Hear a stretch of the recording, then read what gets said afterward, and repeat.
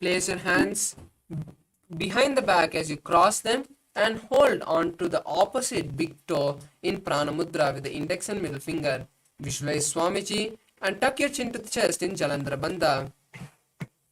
गुल्फौ च वृषणस्याधो व्युत्क्रमेण समाहितः पादाङ्गुष्टौ कराभ्यां च धृत्वा च पृष्ठदेशतः. Next asana is Kakabusandi Asana. Now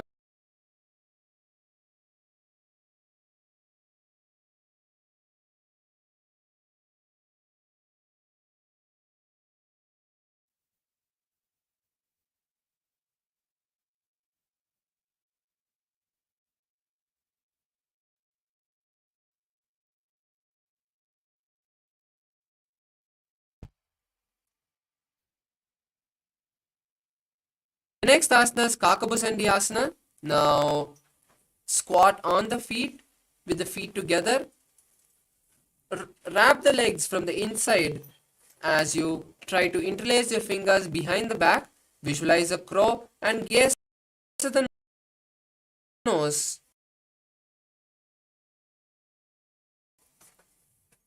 प्रथमे वेशकौकटठाने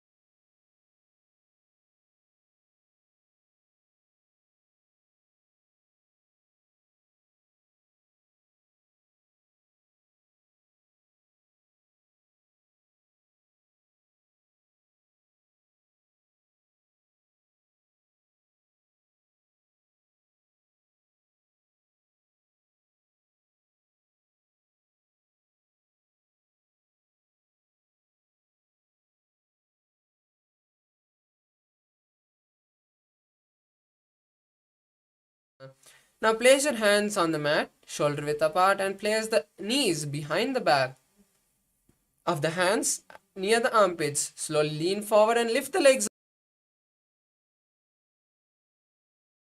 off the ground as you visualize Swamiji in your inner space. आसन को गुण आशी दुष्टा होई तो आची होई. The next asana is Kapali asana. This is an inverted asana, so we request all the participants with any kind of injury, like shoulder injury or any other injury, to take caution. And if you have any other ailment, make sure you consult your doctors and then perform this Kapali asana. These any of the inverted or difficult asanas where you have to strain your body, make sure you consult your doctor and then perform these inverted asanas or difficult asanas. For the rest of the participants, you can take the support of the wall to perform this asana. Now, place your hands more than the shoulder width apart and place your crown of the head on the mat, making a triangle between the hands and head. Now, bring your knees and place them on the hands as you balance and slowly straighten the legs up. Balancing, visualize Swamiji and gaze to the nose. शीशी शीशा धरती टेकी पगदो वो मिलवा ऊंचा कुकरे. The next asana is Parshamayurasana. Now come back down and come to a squatting position. Place your hands to one side as you slowly lean onto the hands. Stretch the legs to the side as you visualize a peacock and gaze at the third eye. मयूरम दंडवत कुर्यान मायूरम दंड नामकम कुर्यान मायूरम पार्श्वाभ्याम मायूर पार्श्व नामकम. The next asana is Parshamayurasana on the opposite side. Now come back to the squatting position and again place your hands on the other side of your body. Then slowly lean onto the hands as you stretch the legs to the side. Visualize a peacock and gaze at the third eye. मयूरम दंडवत कुर्यान मायूरम दंड नामकम कुर्यान मायूरम पार्श्वाभ्याम मायूर पार्श्व नामकम. The next asana is Bhairaganatha asana. Now come to a plank position and bring one leg towards the knee, placing the foot between the hands. Visualize Akasha Bhairava and gaze at the third eye. आसन को गुण बीती जाई. The next asana is Bhairaganatha asana on the opposite side. Now bring the other leg towards the shoulder of the respective hand and place the foot between the leg. Visualize Akasha Bhairava and gaze at the third eye. आसन को गुण बीती जाई. Next asana is Unmukha Pitasana. Now come to a plank position and then place the forearms on the mat. Keep the hips up high as you visualize Swamiji and gaze at the third eye. भुञ्जस्तो जानुनी हस्तो चतुष्पदम वाङ्मुखम उत्थापिता. Now come to a plank position and roll onto one hand. Keep the other hand up towards the sky as you gaze at the palm of that hand. Visualize Sage Vashishta in your inner space. ऊर्ध्वकुक्कुटवासिष्ठ मरीचिहल मत्स्यकं परिवृत्तिं चोदरस्य विविधं धनुरासनम्. The next asana is Vashishtasana on the opposite side. Now roll onto the other hand as you stretch the hand up towards the sky. Gaze at the hand and visualize Sage Vashishta. ऊर्ध्वकुक्कुटवासिष्ठ मरीचिहल मत्स्यकं परिवृत्तिं चोदरस्य विविधं धनुरासनम्. The next asana is Anjani asana. Now come to a seated position with the legs stretched forward. Place the hands under the buttocks with the palms facing up. Visualize Lord Hanuman, gaze at the nose and tuck your chin to the chest in Jalandhar Bandha. Hold the new japa Mahasadaशिवोहम in your inner space. दोवु करके उभय हथेली कोरवारली मैले भेली सो आगाने भूपरिदाशे महाने अंगुली मिलिराशे. The next asana is Pachimatanasana. Now remove your hand from under the buttocks and lean forward holding the respective leg in Parshamudra with the index and middle fingers. Visualize Swamiji and perform the Mahamudra Bandha in your inner space. जानो परिललाटन्तो पश्चिमं तानमुच्यते येन केन प्रकारेण सुखं धार्यं च जायते. The next asana is Ugrasana. Now lean back up and interlace the hands behind the head as you lean forward and down, placing the elbows by the side and the head on the knee. Visualize Kali and perform the Mahamudra Bandha. स्वपाणिभ्यां दृढं धृत्वा जानोपरि शिरोन्यसेत आसनोग्रमिदं प्रोक्तं भवेदनिलदीपनम्. The next asana is Marichi asana. Now pull one leg towards the perineum and roll the raised knee with the hand around towards the back. Bring your forehead to the knee and visualize Sage Marichi. उत्तानपादं क्रौञ्चं च मरीचिं वीरभद्रकं नटराजं त्रिकोणं च सुप्ताङ्गुष्ठप्रसारणे. The next asana is Mahamudrasana. Now place the right knee on the mat as you lean forward, holding the stretched leg with both the hands. Visualize Swamiji and perform the Mahamudra Bandha. महामुद्रां प्रवक्ष्यामि तन्त्रेऽस्मिन् मम वल्लभे यां प्राप्य सिद्धासिद्धिं च कपिलाद्याः पुरागताः. Next asana is Marichi Asana on the opposite side. Now bring the opposite heel to the perineum and keep the knee raised as you wrap the raised knee with the hand and lock the hands behind the back. Visualize Sage Marichi and lean forward, placing the forehead on the knee. उत्तानपादं क्रौञ्चं च मरीचिं वीरभद्रकं नटराजं त्रिकोणं च सुप्ताङ्गुष्ठप्रसारणे. Next asana is Mahamudrasana on the opposite side. Now rest the raised knee on the mat and lean forward and down, placing the forehead on the stretched leg and holding the foot with both the hands. Visualize Swamiji and perform the Mahamudra Bandha. महामुद्रां प्रवक्ष्यामि तन्त्रेऽस्मिन् मम वल्लभे यां प्राप्य सिद्धासिद्धिं च कपिलाद्याः पुरागताः. The next asana is Bhadrasana 2. Now bring the soles of the feet together and hold it with both the hands. Visualize Swamiji, gaze at the third eye, and start performing the Rechaka Kumbhaka, which is exhaling completely, holding the lungs empty and inhaling again for the following asanas. गुल्भौ तु वृषणस्यादः सीवन्त्याः पार्श्वयोः क्षिपेत पादपार्श्वे तु पाणिभ्यां दृढं बद्ध्वा सुनिश्चरम्. The next asana is Gwalipavasana. Now slowly move the legs away from the perineum and place the hands on the respective knee. Visualize Swamiji and gaze at the nose as you tuck your chin to the chest in Jalandhar Bandha. पूर्व चरपट चौकख्यो सोजी वाही विधियो कीजे सोजी यामे AD भिन्न जराशे अंगुल 8 अंतरो राशे. Next asana is Joni Asana. Now bring the soles of the feet back to the perineum and hold the soles with both the hands. Place the hands down by the shins and place the forehead on the mat. Visualize the Yoni Mandala in your inner space. दोवो पगदली संपुट करे AD made के ढिंग दरे. Next asana is Midaki Pavasana. Now move your legs again away from the perineum and stretch the hands to the side as you slowly lean forward, placing the forehead on the mat behind the heels. Visualize Swamiji and gaze at the nose. पूर्व विधि परिपकदली संपुट शोल एडी मिली राशे. The next asana is Siddha Samadhi Asana. Now insert the hands underneath the soles, underneath the legs, and keep the hands facing up. Place the forehead on the ground in front of the toes as you touch the toes to the neck. Visualize Lord Surya and gaze at the nose. दोवो पगदली संपुट करे 16 मेढ आगा मेधरे अंगुल 8 अंतरो राशे AD को ऐसे भी दिदाशे. The next asana is Chinaki Pavasana. Now bring the soles of the feet back to the perineum and hold the soles with the respective hand. Open the legs like a book as you keep the elbows on the knees. Visualize Swamiji and gaze at the nose. दो पगा की AD धरती मगिवा मेढ लगावे. The next asana is Charapati Choka Asana. Maintain the leg in the same posture as you place the hands on the respective knee. Gently push the knee towards the ground as you visualize Swamiji and gaze at the third eye. Pull your stomach in and up in Udyana Bandha. दोवो पगदली संपुट धारे आगा ने करे जारे पसारे. The next asana is Bhairavasana. Now lift the heels off the ground as you place the toes on the mat. Use the hand support if needed to push your body forward. Then place the hands on the respective knee in Bindu Mudra, touching the index and thumbs. Visualize Kala Bhairava and gaze at the third eye. गुल्भौ संपीड्य जान्योन्यं व्युत्क्रमेणोत्थितं शनैः जान्वोः पार्श्वगतौ हस्तौ दण्डवद् भैरवासनम्. Next asana is Samanasana. Now place one heel by the perineum and lift the other leg to the chest. Hold the leg with both the hands and visualize Swamiji and gaze at the third eye. समानासनमावक्ष्ये सिद्धमन्त्रादि साधनात् एकपादमुरौ दत्वा गुक्षोऽन्यलिङ्गवक्त्रके.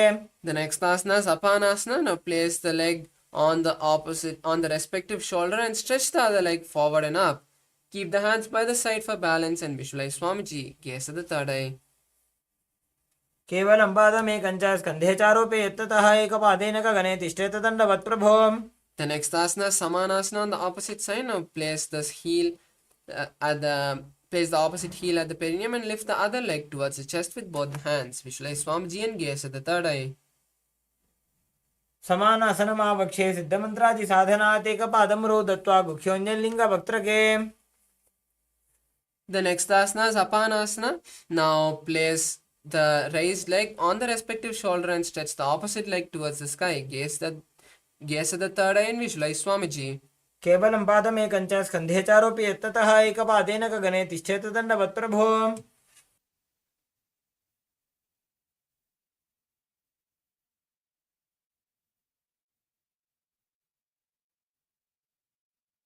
The next asana is Gomukasana. Now cross the legs, stacking the knees at the center of the body. Place the hands interlaced on the top knee as you visualize the face of a cow and start performing the Sitkari Kumbhaka, which is inhaling through the clenched teeth with the tongue touching the upper palate and then exhaling through the nose.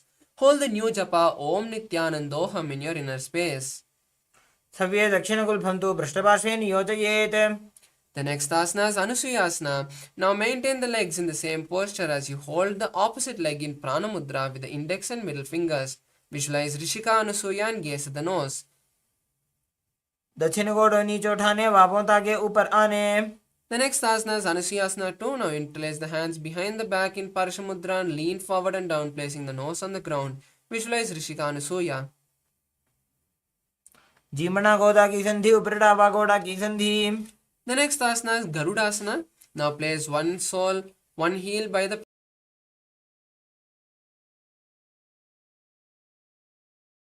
perineum and the other leg flat on the mat with the knee to the chest. Place the hands on the respective knee as visualize Lord Garuda and gaze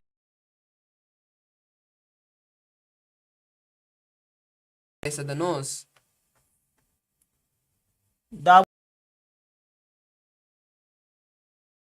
next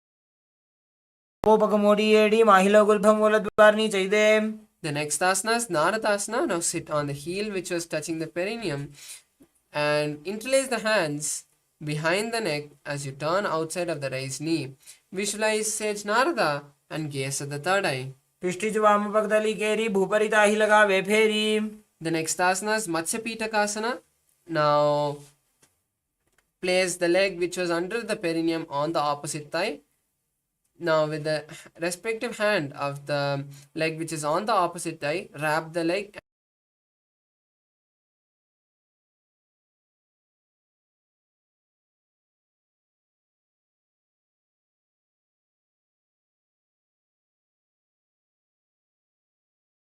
Gomukasana on the opposite side. Now again stack the feet, stack the legs with the knees at the center of the body. Place the hand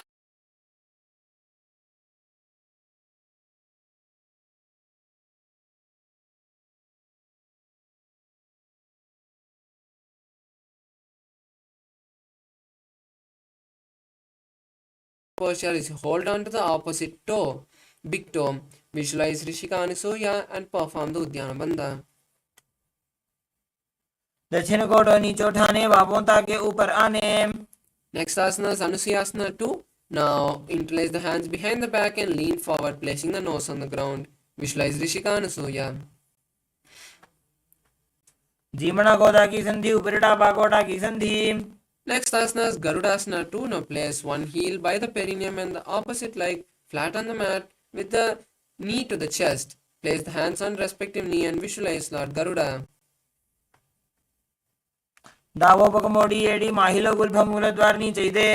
next asana is Naradasana. Now sit on the heel which was near the perineum and interlace the hands behind the neck as you turn outside of the raised knee. Visualize Sage Narada and gaze at the third eye. The next asana is Matsya Pitakasana. Now place the heel which was under the perineum on the opposite thigh with the respective hand of the leg which is on the opposite thigh. Hold on to the opposite shin.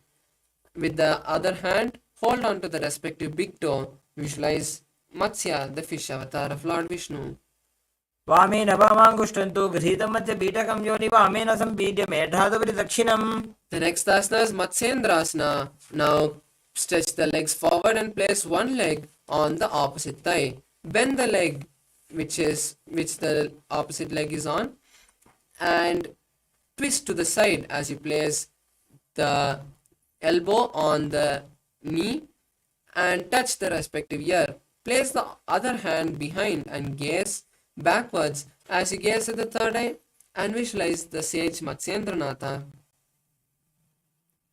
उदरं पश्चिमाभासं कृत्वा तिष्ठति यत्ततः नम्राङ्गं वामपादं हि दक्षजानुपरिन्यसेत्. Next asana is Kubhasana. Now stretch the hand which is touching the ear now and hold on to the leg. With the other hand, hold on to touch the respective ear. Visualize a camel and gaze at the third eye. आसन को गुण झोलो जाए. The next asana is Matsyendrasana 2. Now stretch the hand which is touching the ear back to the ground and visualize the sage Matsyendranatha as you gaze at the third eye. मत्स्येन्द्रबीजं जठरप्रदीप्तिं प्रसन्नरुक्मण्डलखण्डनास्त्रम्. The next asana is Matsyendrasana on the opposite side. Now place one foot on the opposite thigh and place the opposite foot on the ground near the opposite thigh. Twist and bring the elbow outside of the raised knee as you keep the raised arm by the neck. Turn the head back and gaze at the third eye as you visualize the great sage Matsyendranatha. उदरं पश्चिमाभासं कृत्वा तिष्ठति यत्ततः. The next asana is Kubhasana. Now place the hand which was touching the ear.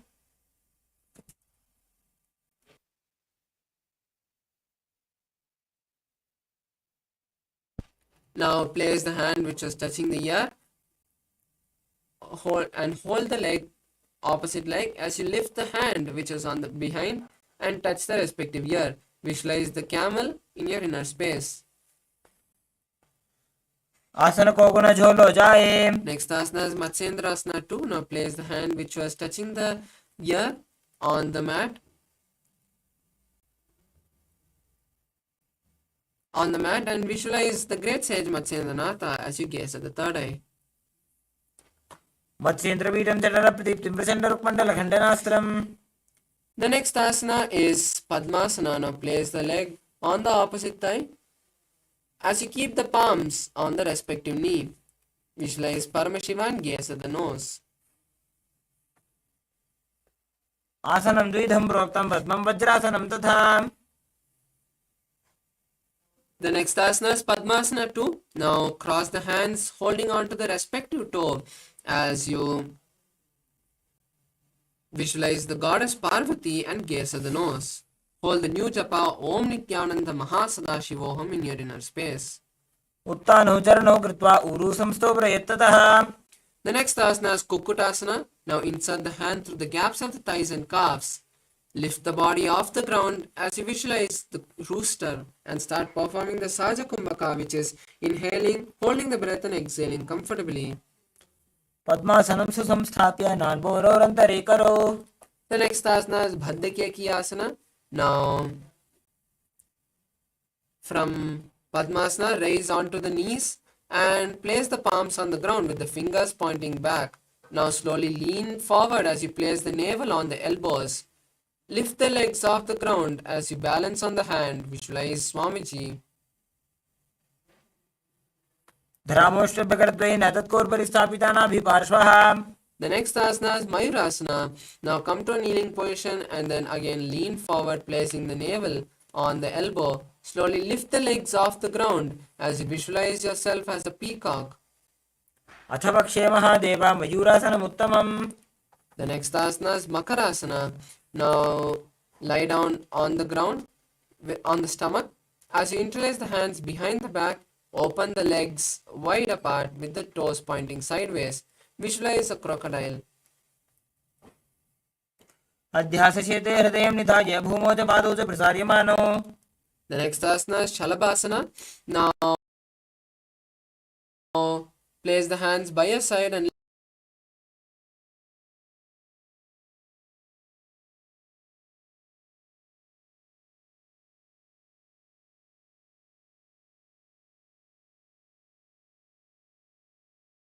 lift the legs off the ground. Visualize a locust.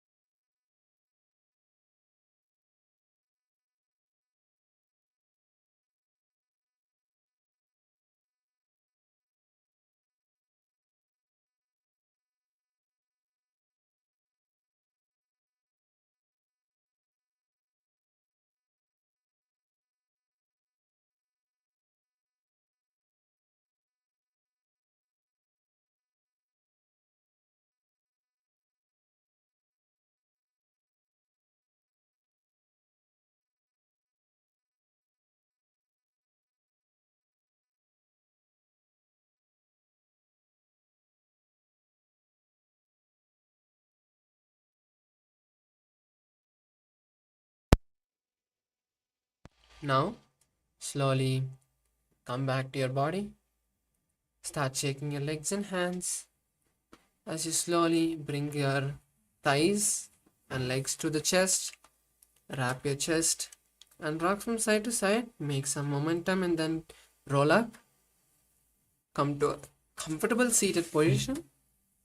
You have beautifully finished the first 108 asanas. Now let's start with the next asana, which is the Yathashanishtasana. Now be in a comfortable seated position. As you place your hands on the knees in Bindu Mudra,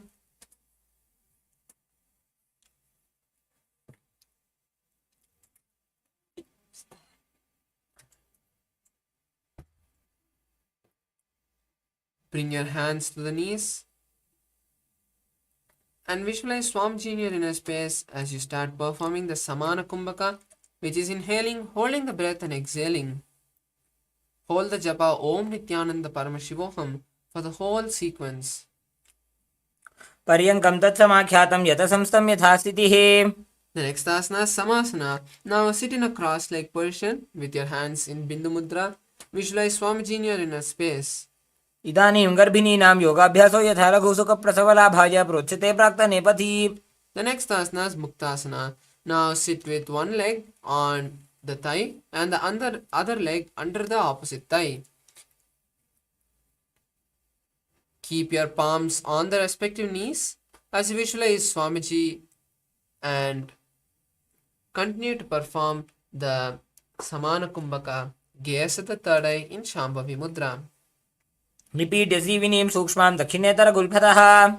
The next asana is Siddhasana. Now maintain the same position of your legs and hands as you just switch the gaze to the third eye. Visualize Swamiji in your inner space.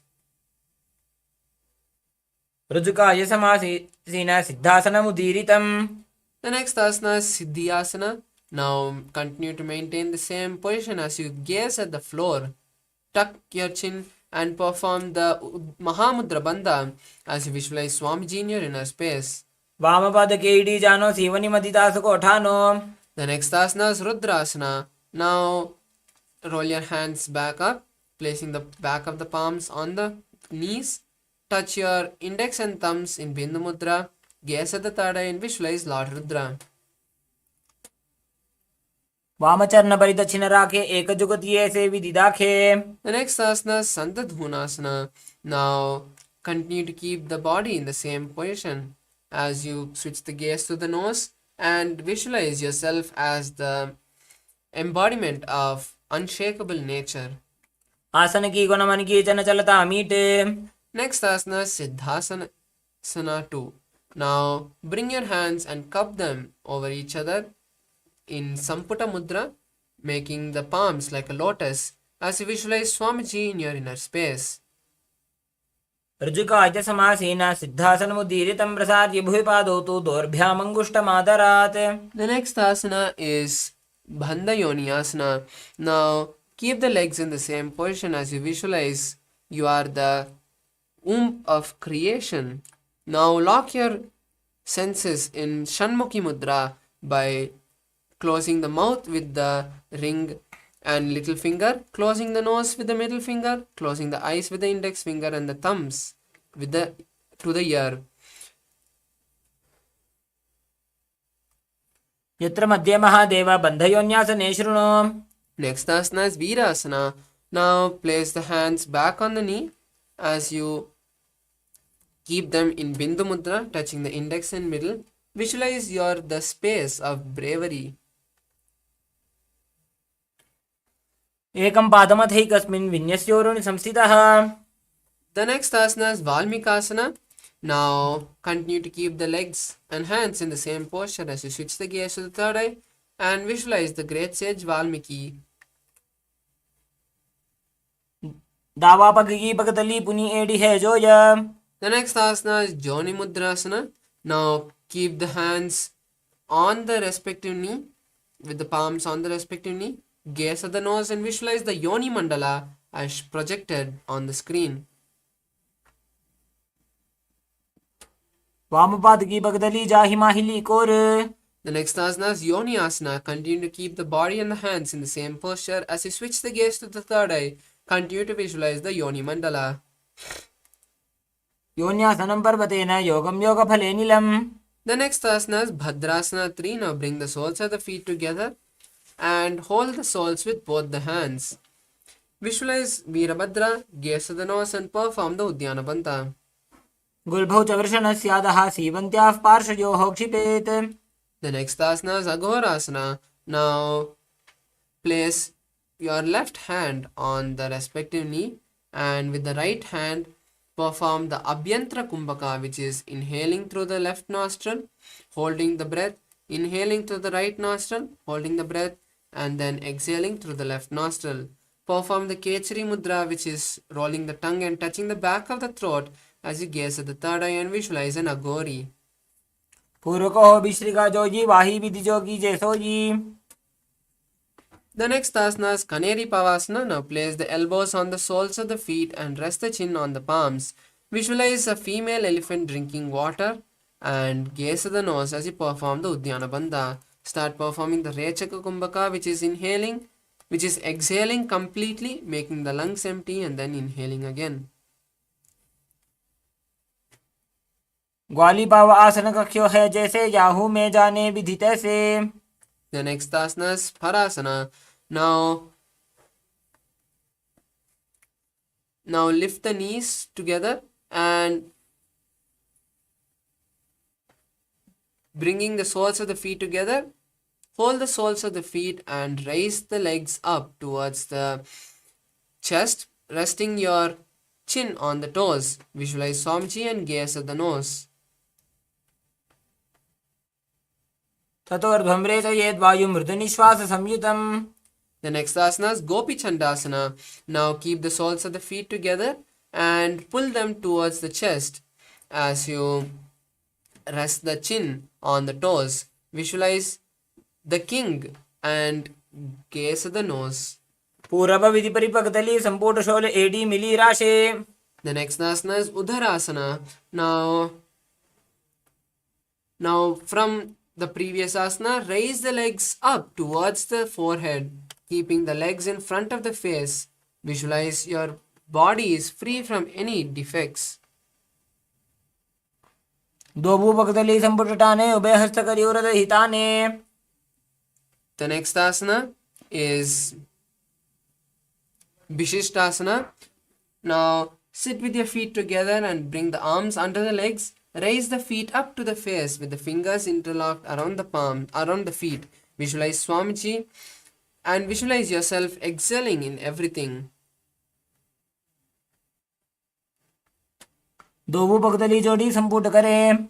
The next asana is Bhujasana. Now place the legs on the respective shoulder as you roll your hands around the leg and try to interlace them behind the neck. Visualize a snake.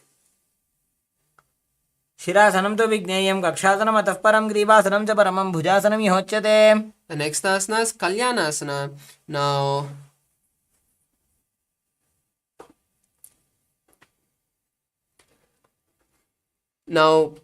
keep the legs on top of the respective shoulders as you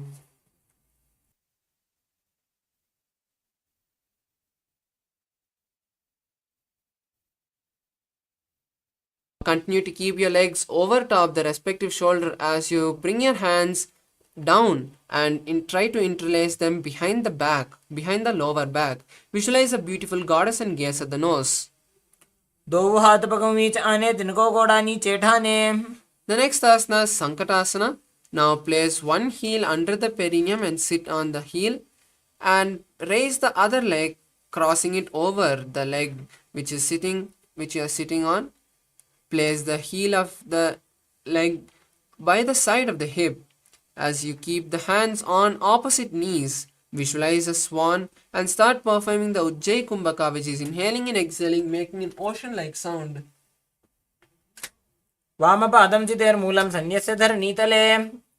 The next asana is Dhenukasana. Now slide the heel which is under the perineum to the opposite side and keep your hands on the top knee.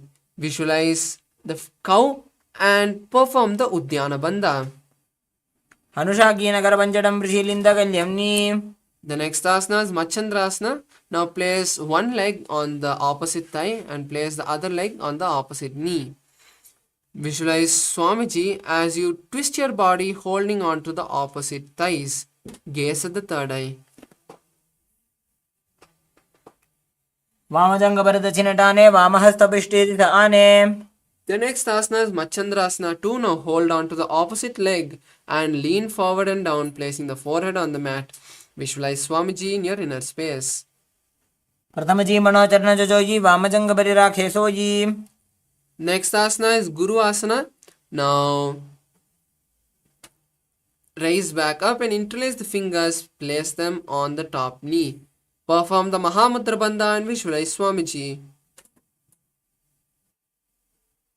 Urumulaidrapadasya Kanishtika Pradeshagulbham Samstapya.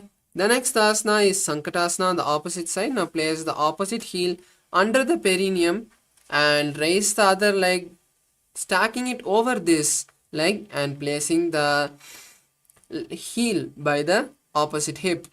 Visualize the beautiful swan and keep your hands on opposite knees. Vamapadam Chiten Moolam Sanyasadhara Nitale. The next asana is Dhenukasana. Now slide the heel which is under the perineum to the side and keep the hands on the top knee.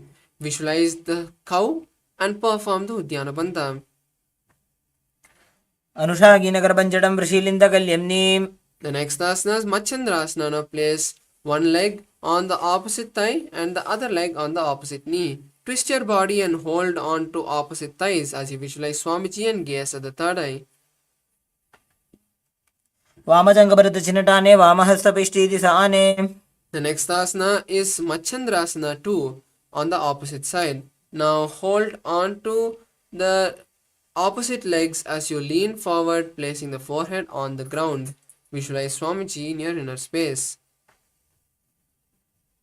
Prathamaji Manojarna Jojoji Vamajangabharira Khesoji. The next asana is Guru Asana. Now raise back up and interlace the fingers, placing them on the top knee. Perform the Mahamudra Bandha and visualize Swamiji.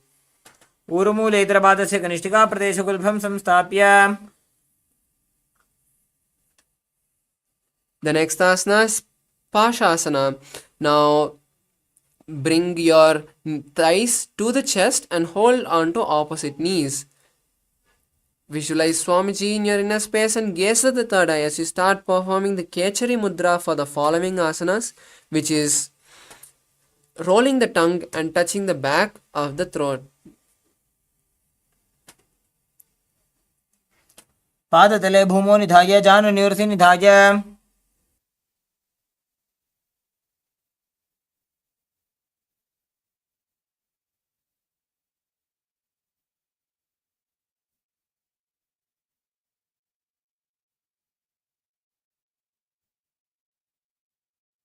Next asana is Bodhashokasana. Now hold on to opposite wrists as you continue to keep your legs to the chest. Now place the chin on in the gap between the thighs. Visualize Swamiji and gaze at the nose. Dou Bhagatali Bhuparidare Koramahiliye Sekare. The next asana is Kurakatasana. Now place your hands under the thighs, under the knees, and hold on to opposite elbows. Visualize Swamiji and gaze at the nose. दो हाथ पग बाहर ल्यावे घोड़ा नीचे ले टहरावे. Next asana is Sumati Asana. Now cross the right ankle over the left as you visualize the great sage Sumati and gaze at the nose. मूलद्वारी धरती परिठाने डावा पग परिदचपत आने. The next asana is Dandasana. Now release the legs and stretch them forward as you interlace the fingers and stretch them up, keeping the elbows straight and the palms outwards. Perform Udyana Bandha and visualize Swamiji as you gaze at the nose. इदानीं गर्भिणीनां योगाभ्यासो यथा लघु. The next asana is Arambhasana. Now lean forward and down, placing the forehead on the knees. Hold the respective leg in Prana Mudra with the index and middle finger. Visualize Swamiji in your inner space and perform the Nadi Shodhana Kumbhaka, which is inhaling, visualizing the prana travel from the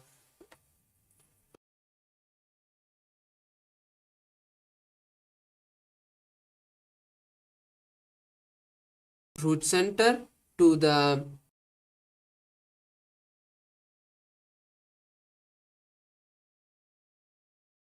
crown, and visualize Swamiji in your inner space. दो वो पग मिले वा पसारी पगा का अंगूठा पकड़ी लीला टकोड़ा लगावे. The next asana is Bhidokasana. Now sit with the legs stretched and extend the legs slightly apart. Keep one hand distance between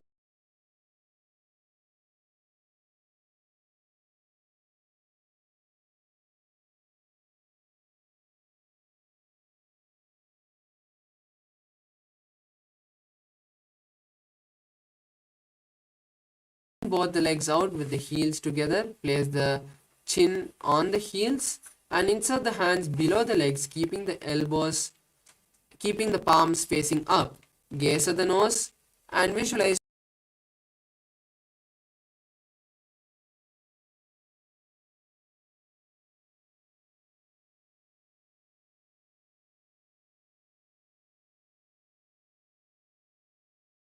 neck.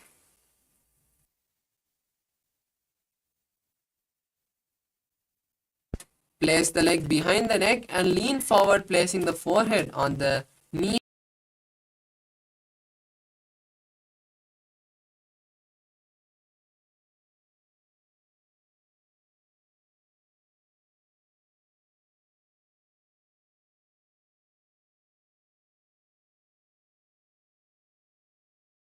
As you hold the leg behind the head with the opposite hand, visualize you are the eternal one and gaze at the nose.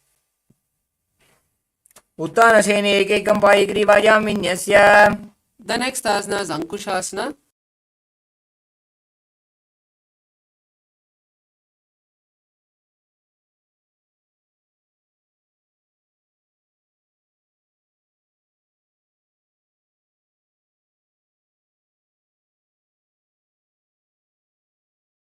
ग्रीवायां कुर्वन्.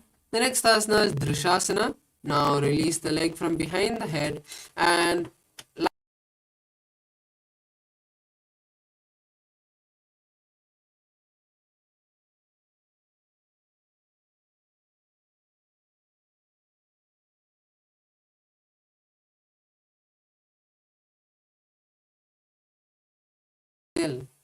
उत्तानसेनं जानुनि हृदयवष्टम्भ.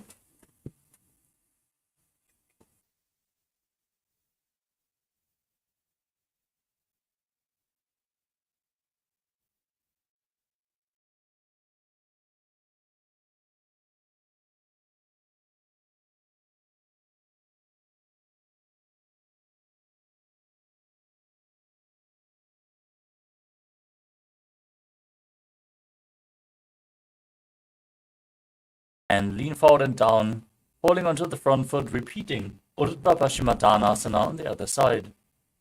पश्चिमतानवत् संस्थितिं कृत्वा एकं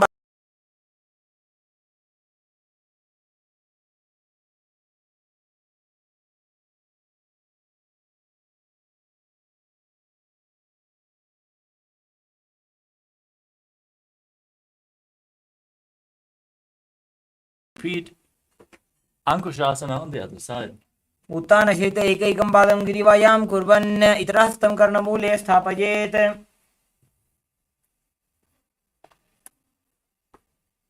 The next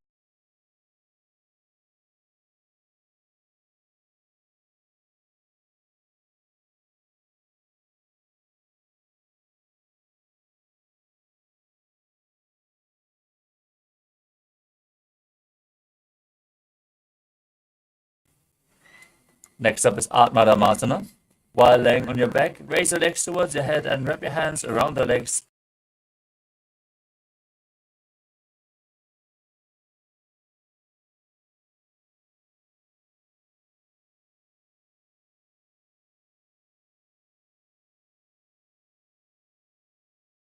Next up is Kochikasana. As you lay on your back, extend your arms out to the side. at shoulder level and pull your knees towards your chest with the soles facing upwards.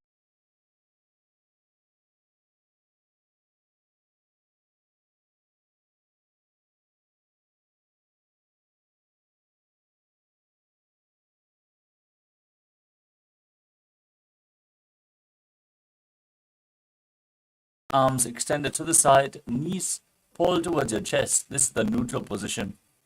Now drop one knee to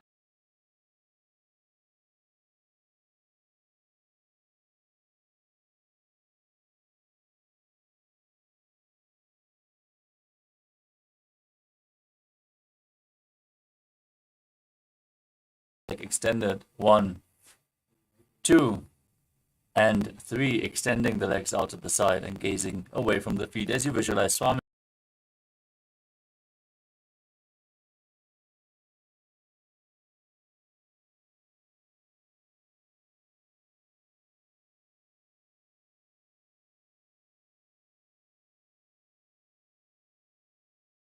Bend your knees and place your feet flat on the ground. Hold on to your ankles and push your hips up as you gaze to your nose.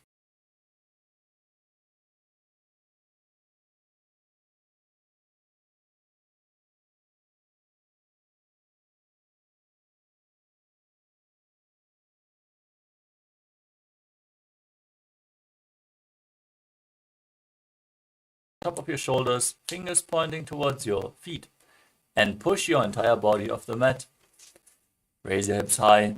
Visualize yourself as sturdy as stone furniture and breathe through your nose in Sahasrara Kumbhaka.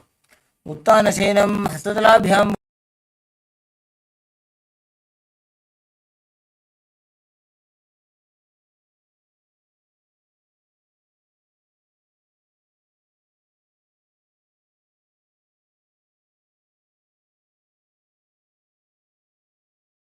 Visualize yourself as a dog, playfully rolling around on its back. शवच्छरीरं संस्थाप्य जानुनी सम्मील्य नाभो वा निजा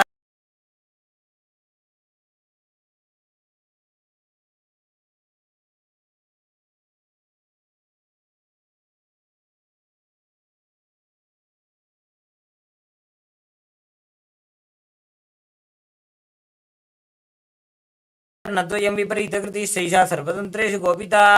Stop the movement of your legs. Keep the legs straight. Breathe in Mudra Kumbhaka with Chalandra Bandha and Mula Bandha as you visualize Swamiji in Viparita Karani too.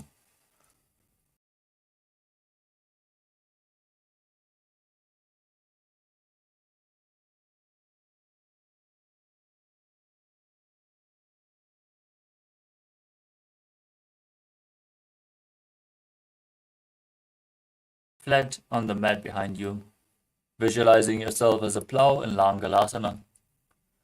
नरकासने स्थित्वा नासिकाप्रदेशे भूमौ पाद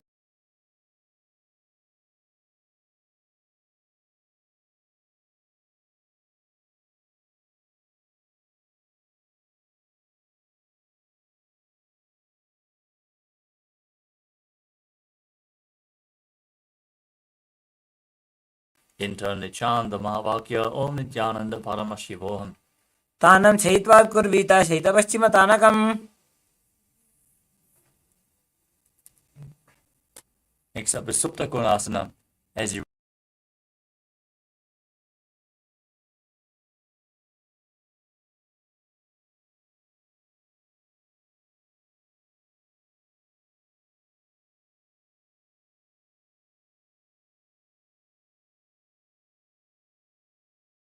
you roll onto your back, keep your arms and legs straight and visualize yourself as a chakra, a wheel in Chakradasana.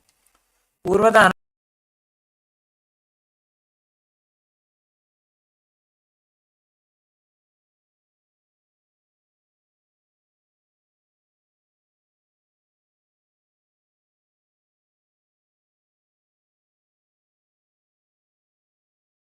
In Supta Prasarita Paramgushtasana, उत्तानपादं क्रौञ्चं च मरीचिं वीरभद्रकं नटराजं त्रिकोणं च सुप्ताङ्गुष्ठप्रसारणे.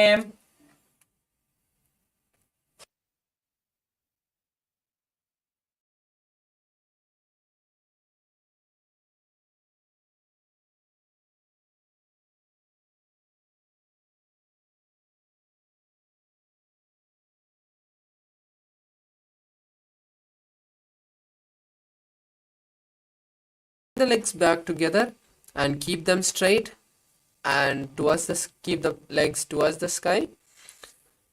Visualize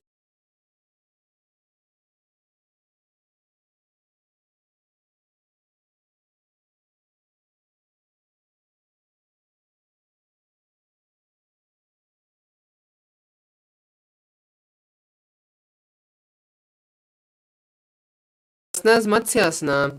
Now cross your legs into Padmasana and slowly place the legs on the ground. Now raise your hands, keeping them behind the back, and hold on to opposite elbow.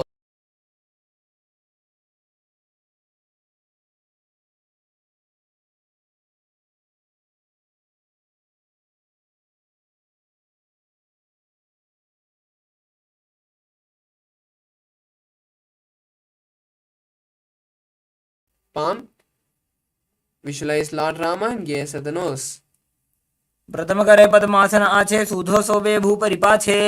The next asana, Sarvangasana. Now place the hands under the hips and lift the legs up.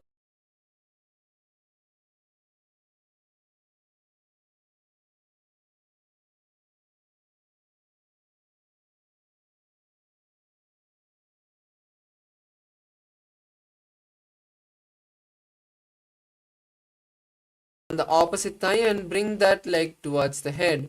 Raise the head and hands as you hook the fingers forward. Visualize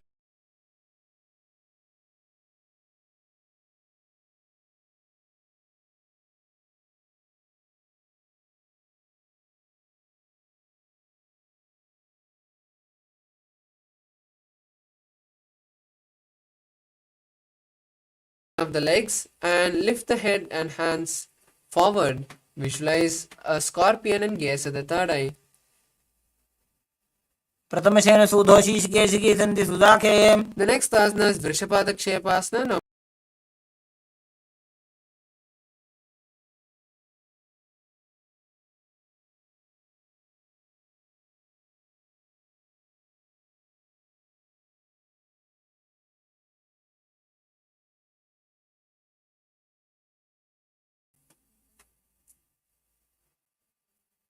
उत्तानशयनं कृत्वा अङ्गुलिभिः कन्धराबद्ध्वा पूर्वपरो मिलित्वा relax.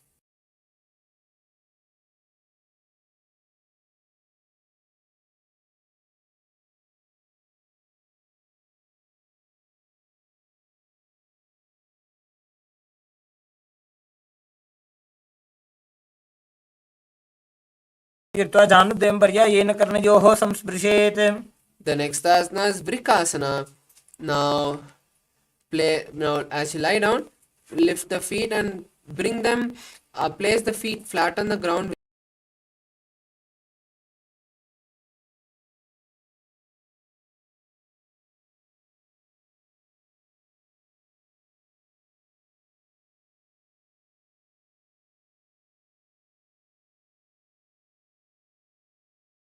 लाभ्यां भूमिं धृत्वा.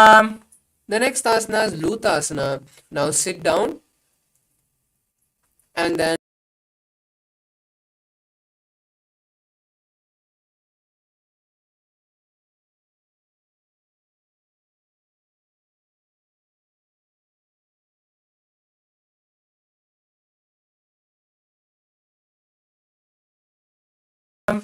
is Sarathasana. Now lie on your belly with your hands to the side. Visualize yourself as a chariot and whistle as you inhale.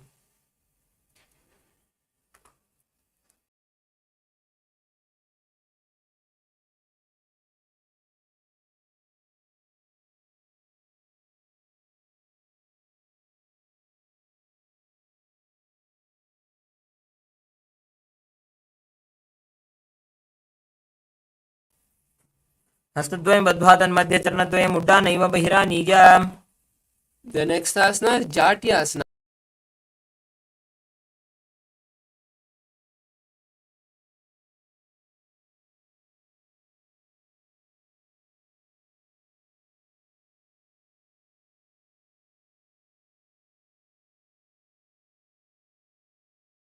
Now stand up and come to a half squatting position as we perform the Lolitika Karna. Keep your knees slightly bent heels touching and toes pointed out. Stretch your hands to the side and tilt your head back. Now bring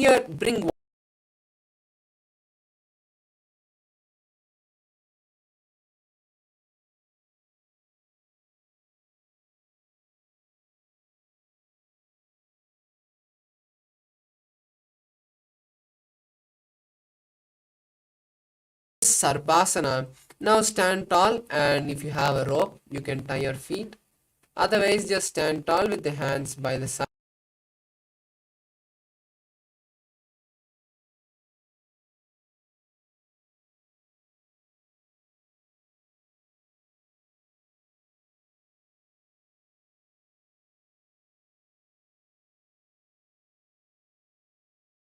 Crown center.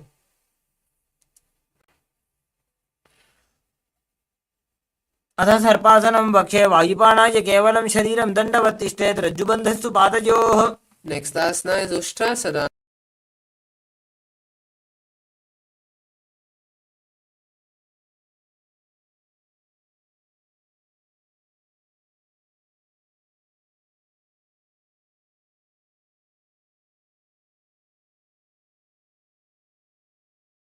Now stand tall again and then lean forward, inserting the hand from the side of the feet. Walk back and forth on the mat as you wish.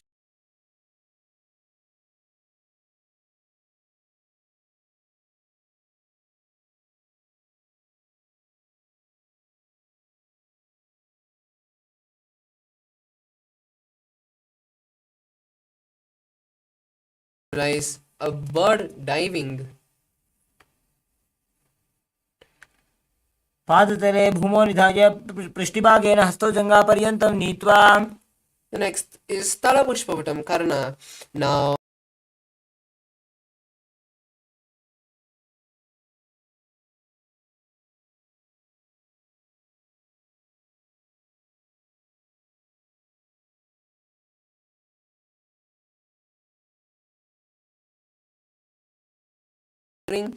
the waist and shoulder of the respective heel. Visualize you're holding and offering a bouquet of flowers to Paramashiva. The next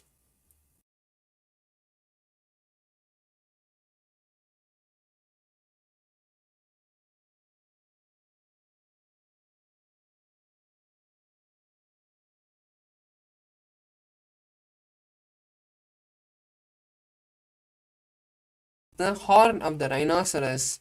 Visualize yourself as a rhinoceros and gaze at the nose. नुजसरतमासनं कृत्वा पादतलाभ्यां भूमिं धृत्वा. Next,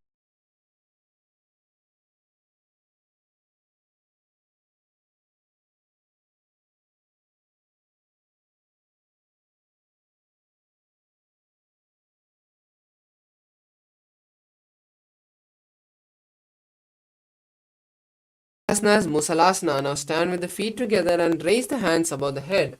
Jump again and again as you visualize a mace. सरलं स्थित्वा ऊर्ध्वं बाहुं नयेत् वारं वारं उण्डालं कृत्वा.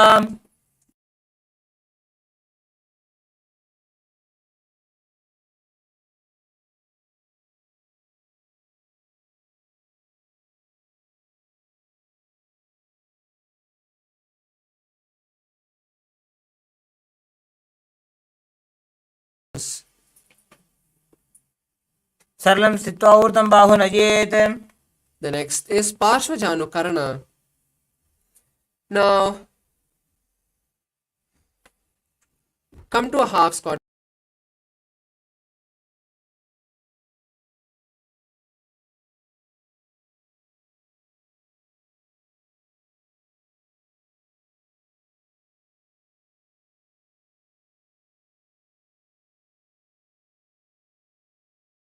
Towards the body.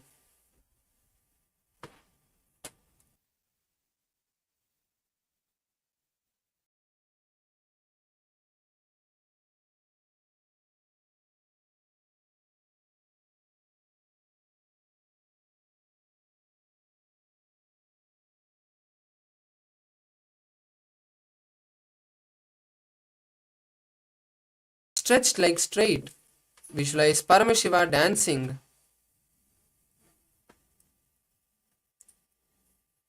एकेन पादेन स्थातव्यं ताण्डवासनं भवति. The next asana is Brahmanasana. Now lift one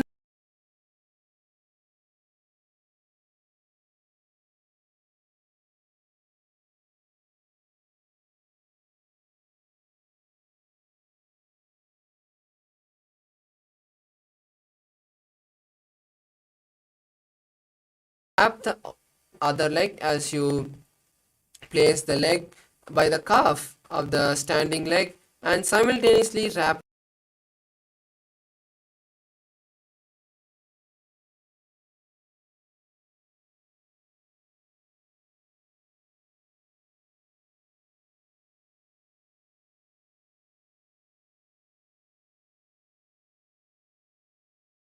in front of the opposite thigh and keep the hands by your side. Visualize Swamiji in your inner space. दक्षाङ्घ्रिं वामपादस्य जङ्घोपनिधाय च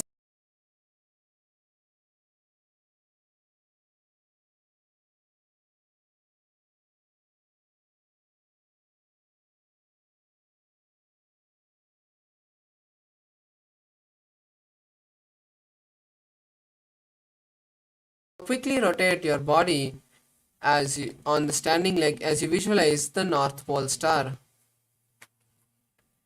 एकेन हस्तेन दण्डरूपस्य एकस्य पादस्य अग्रं धृत्वा The next asana is Trivikramasana.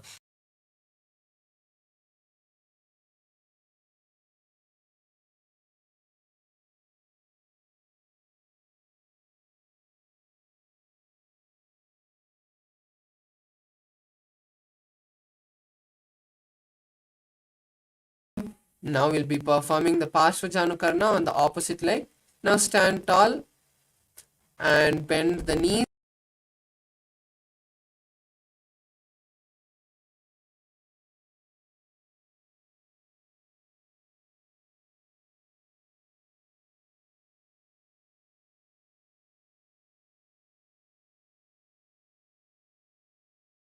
Savasana on the opposite side. Now stretch the opposite leg forward as you sit down and stand up. Visualize Paramashiva dancing.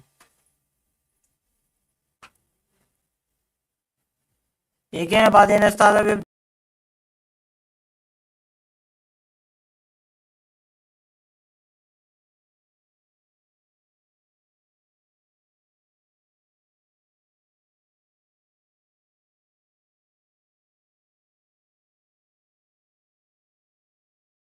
ब्राह्मणासनमावक्ष्य यत्कृत्वा ब्राह्मणो भवेत्. The next asana is Garudasana. Now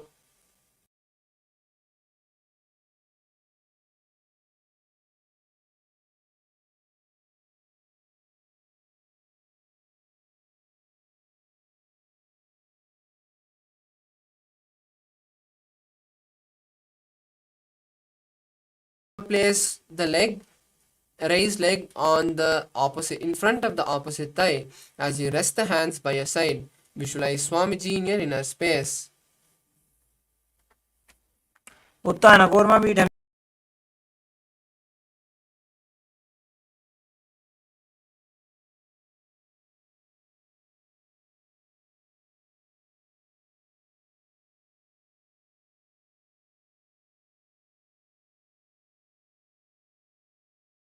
हस्तेन दण्डरूपस्य एकस्य पादस्य अग्रं धृत्वा The next asana is Trivikramasana on the opposite leg. Now place the opposite leg behind the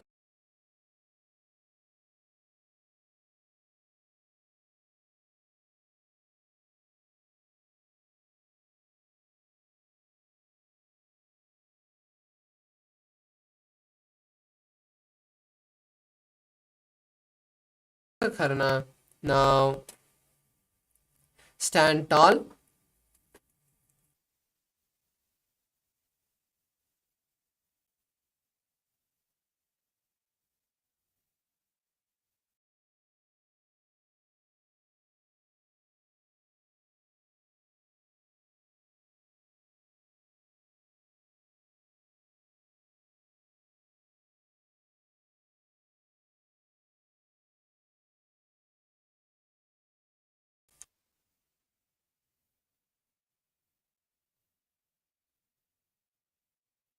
The next asana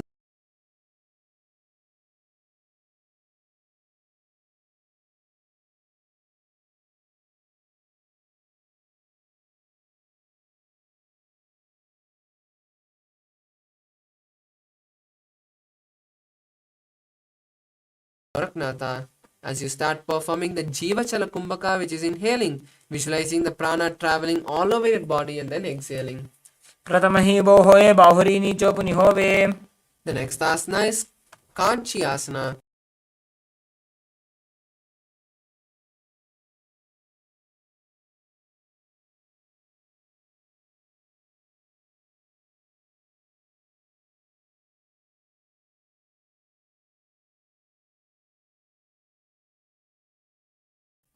ऊरुमध्याधहस्तो निवेशय नितमं धृत्वा.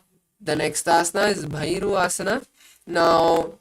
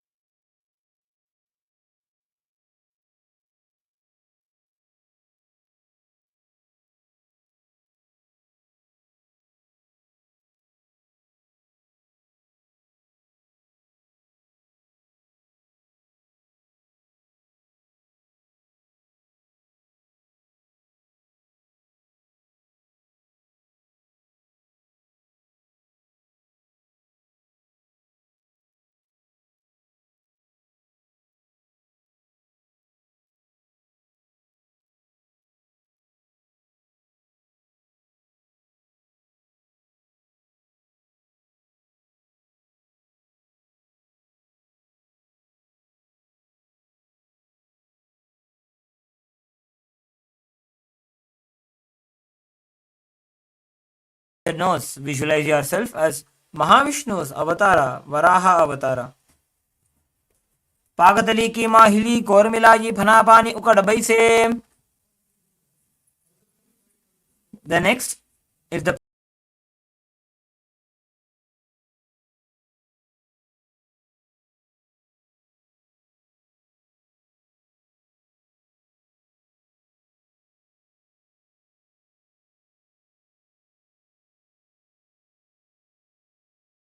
toes in Prana Mudra.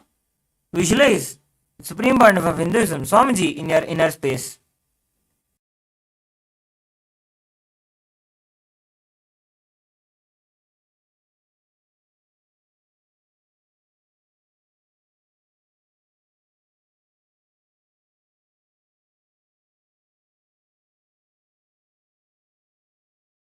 Arms and eyes gazing forward and down.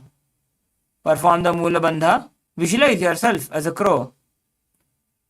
Hastabhyam avanimavashtabhyam.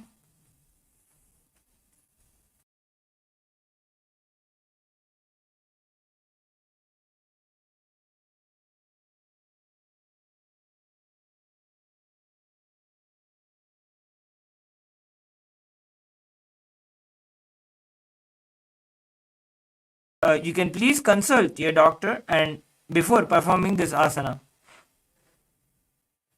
Moving ahead.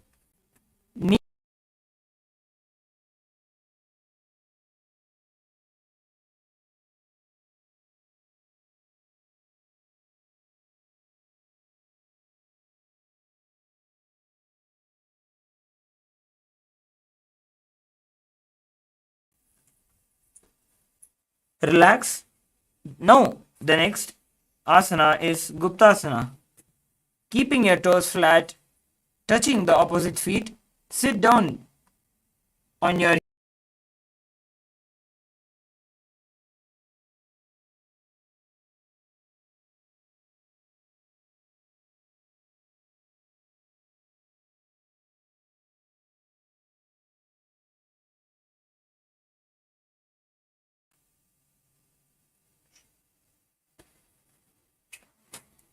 The next will be performing the Vrikshasana.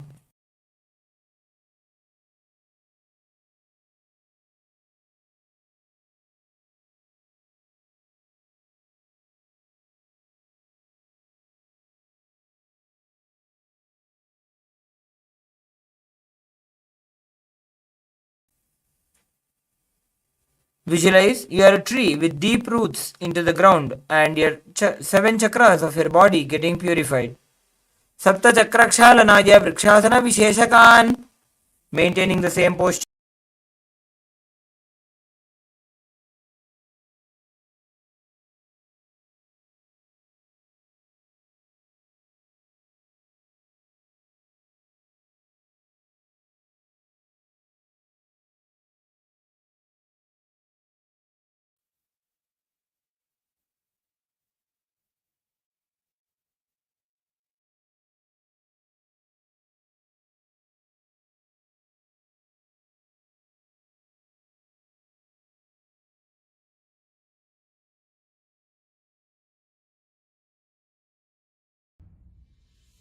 Sit as Paramashiva.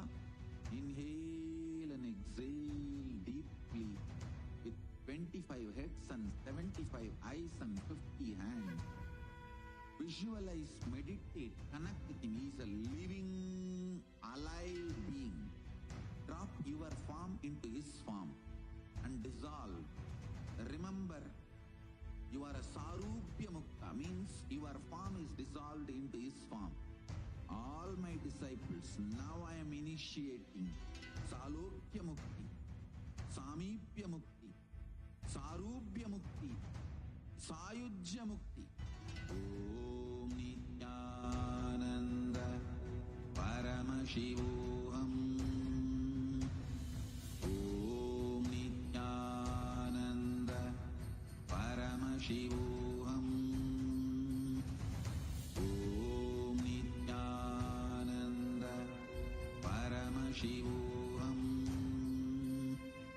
Om Nithyananda Paramashivoham. Om Nithyananda Paramashivoham. Om Nithyananda Paramashivoham. Om Nithyananda Paramashivoham.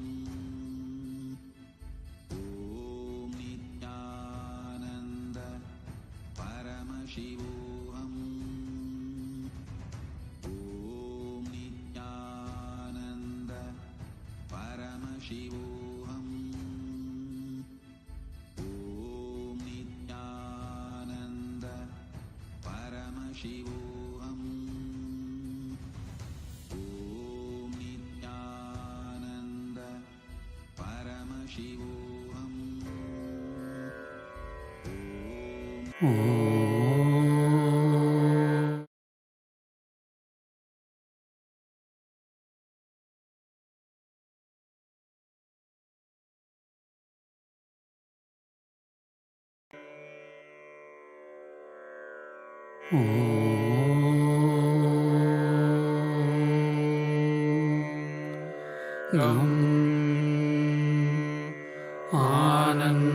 आनन्दगणपतये नमः।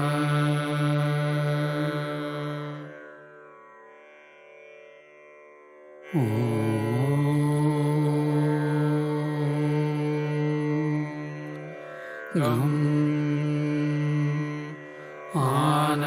आनन्दगणपतये नमः।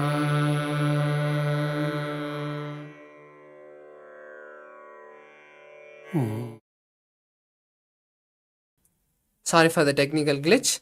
Let us now continue with the Dvitiya Vinyasa Krama with the next asana, Matsyasana. Now place your hands shoulder width apart on the mat and come to a plank position as you lean forward, as you lean down and come back up again and again. Visualize a fish in your inner space. Nityam Shayanam Kurupara Parshvabhagaya Murtagritya. The next asana is Sarpasana. Now lie on the belly and hold your hips as you lift the chest up and move from side to side. Visualize a snake in your inner space. Nityam Shayanam Kurparabhyam Bhumimostabhya The next asana is Niralambhanasana. Now place your elbows on the mat and rest your chin on the palms. Visualize feeling self-supported. कराभ्यां पङ्कजं कृत्वा तिष्ठेत् कुर्परया सुधीः. Next asana is Chatrasana. Now place your hands on the mat in front and lift your upper body, bending your back and lift your legs simultaneously, trying to touch the head to the legs. Visualize yourself as an umbrella. अर्ध्यासनं स्थित्वा हस्ततलाभ्यां भूमिं वष्टभ्य. The next asana is Vajrasana.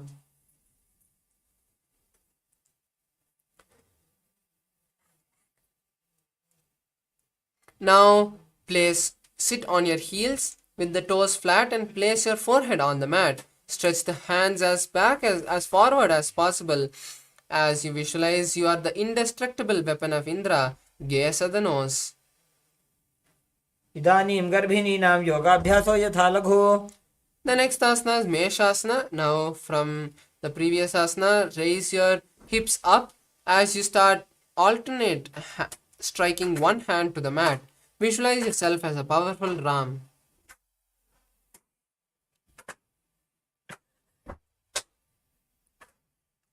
गजासन संस्थितो एकैकं भावं भूमौ ताडयेत्. The next asana is Ajasana. Now place your hands on the mat and kick your legs up into a handstand. Then slowly bring your forehead down to the mat. Visualize your eternal गजासन संस्थितो पादद्वयमन्तराळे कृत्य. relax. The next asana is Dhanantarasana. Now sit on your heels with the toes flat and then hold the toes and pull your legs towards the perineum. Then place your hands on the respective knee and visualize Swamiji and gaze at the nose. Perform the Ujjayi Kumbhaka. पूर्व विधि परिहाता की काकसी से फना शरा मोड़ी. The next asana is Angamotanam. Now interlace your fingers in the front and then the back. Move your hands in all the sides, giving massage to your whole body. Visualize Swamiji in your inner space. हस्तयोः अङ्गुलेर्बद्ध्वा हस्तयोर्मध्यात् सर्वमङ्गं निष्कासयित्वा. The next asana is Garudasana 4. Now sit on the ground with your heels to the side. Place your hands on the respective knee. Visualize Lord Garuda flying Lakshmi and Vishnu in your inner space. जङ्घोरुभ्यां धरां पीड्य स्थिरकायो द्विजानुना. The next asana is Ananda Mandirasana. Now sit on the heels.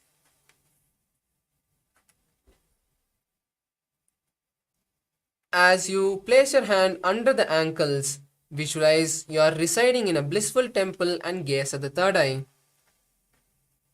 अथ पक्षे वीरनाथ आनन्दमन्दिरासनम्.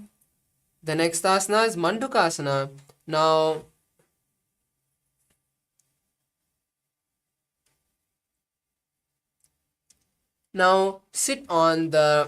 cross your ankles and sit on the heels. As you place your hands under the knees, visualize a frog and perform the Udyana Bandha as you perform the Manduki Mudra, which is rolling the tongue and touching the back of the throat. पृष्ठं सम्पीड्य गुल्फाभ्यां जान्वङ्गे सबलयाकृतिः. The next asana is Narasimhasana. Now uncross the ankles and sit on the heels with the toes down. With the toes tucked, place your hands forward with the palms on the mat and the fingers wide open. Touch the thumbs together and lean forward, exhaling forcefully, sticking the tongue out of your mouth. Visualize Narasimha and gaze at the nose. वो फणा पाणी होय वैसे AD Mailer कुदानी वैसे.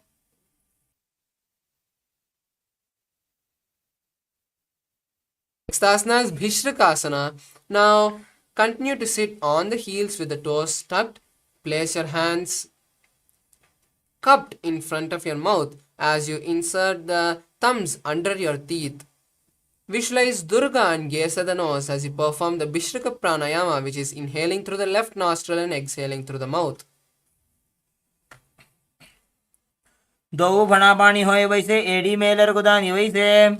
The next asana is Makadasana. Now sit on your heels with your ankles with your toes flat on the mat. Place your hands on the chest, touching the chest as you scratch your body, visualizing yourself as a playful monkey. Visualize yourself as a playful monkey and gaze at the third eye. दोवो पगदली संपुट आने तिनकी पिष्टि भूमि पर इटाने. The next asana is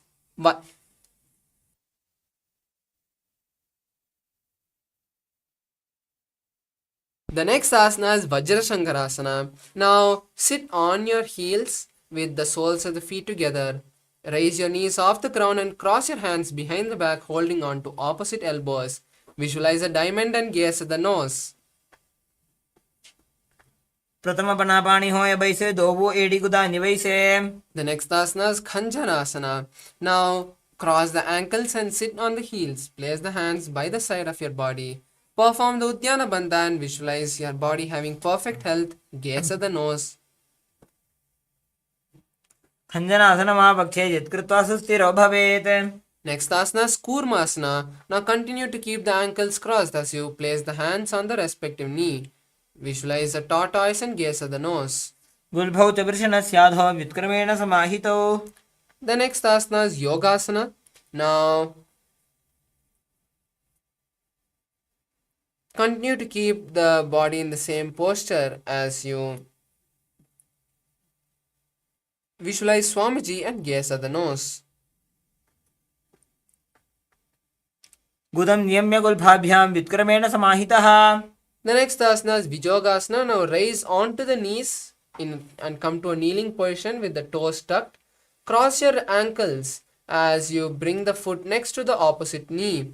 Hold the opposite leg ankle by placing your fingers inside and the thumbs out. Visualize Swamiji and gaze at the nose. घोड़ा वामो उभो होई घोड़ा आड़ा राखे दोई. The next asana is Ushtrasana. Now uncross the ankles as you continue to be in the kneeling posture. Bend back and hold on to the ankles as you push the hips forward and tilt the head back. Visualize a camel in your inner space. मेरुदण्डग्रन्थि दाढ्या संविवादयिषु पुमान्. The next asana is Jatyasana. Now sit between your heels and bring your forearms to the ground and touch your head to the ground. Visualize a blooming lotus and gaze at the nose.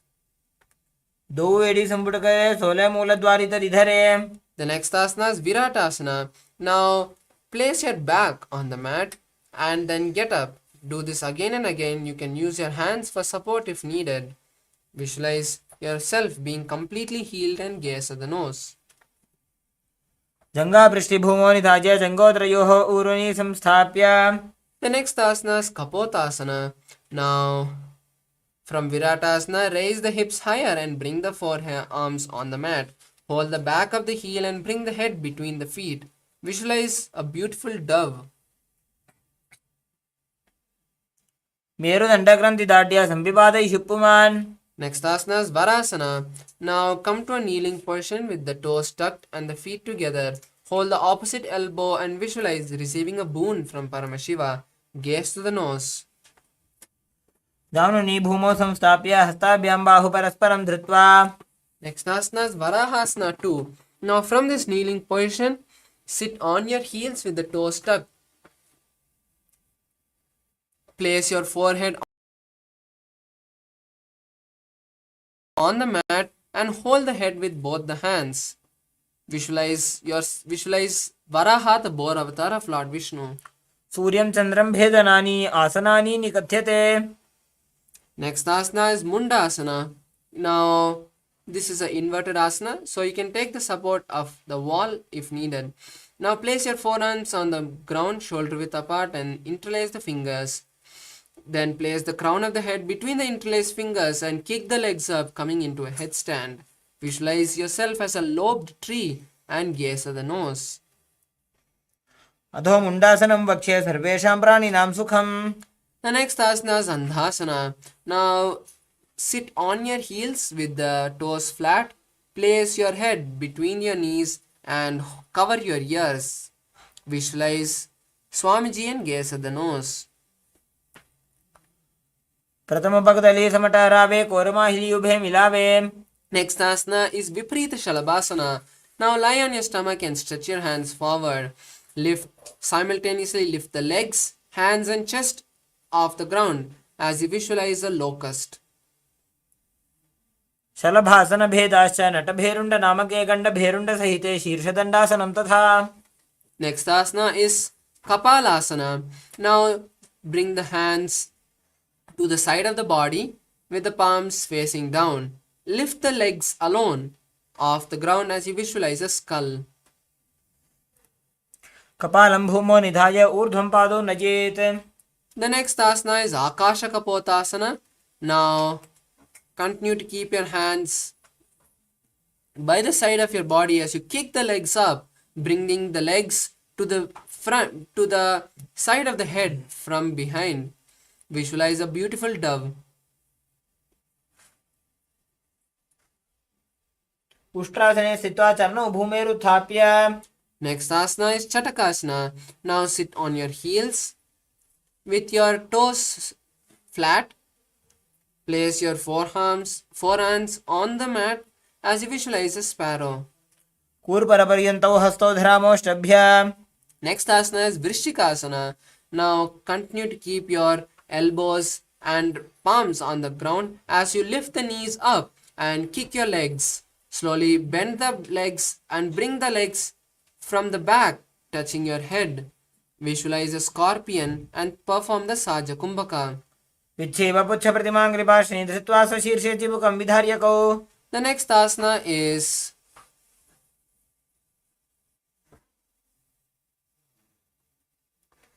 Vrishasana. Now sit on one heel and let the other heel be outside of the hips. Place your hands on the mat and visualize a bull. Perform the Antaranga Kumbhaka, which is forceful inhalations.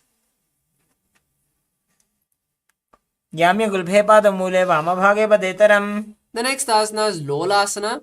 Now bring both the soles of the feet under the perineum as you keep the hand shoulder width apart. Then slowly lift the legs off the ground as you balance on the hand. Visualize Swamiji in your inner space. लोलासनं सदा कुर्यात् वायुलोलापघातनात्. Next asana is Vrishasana on the opposite side. Now sit on the opposite heel and let the other heel be outside of the hip. Place your hands on the mat and visualize a bull. याम्यगुल्भे पादमूले वामभागे पदेतरम्. Next asana is Balagunasana.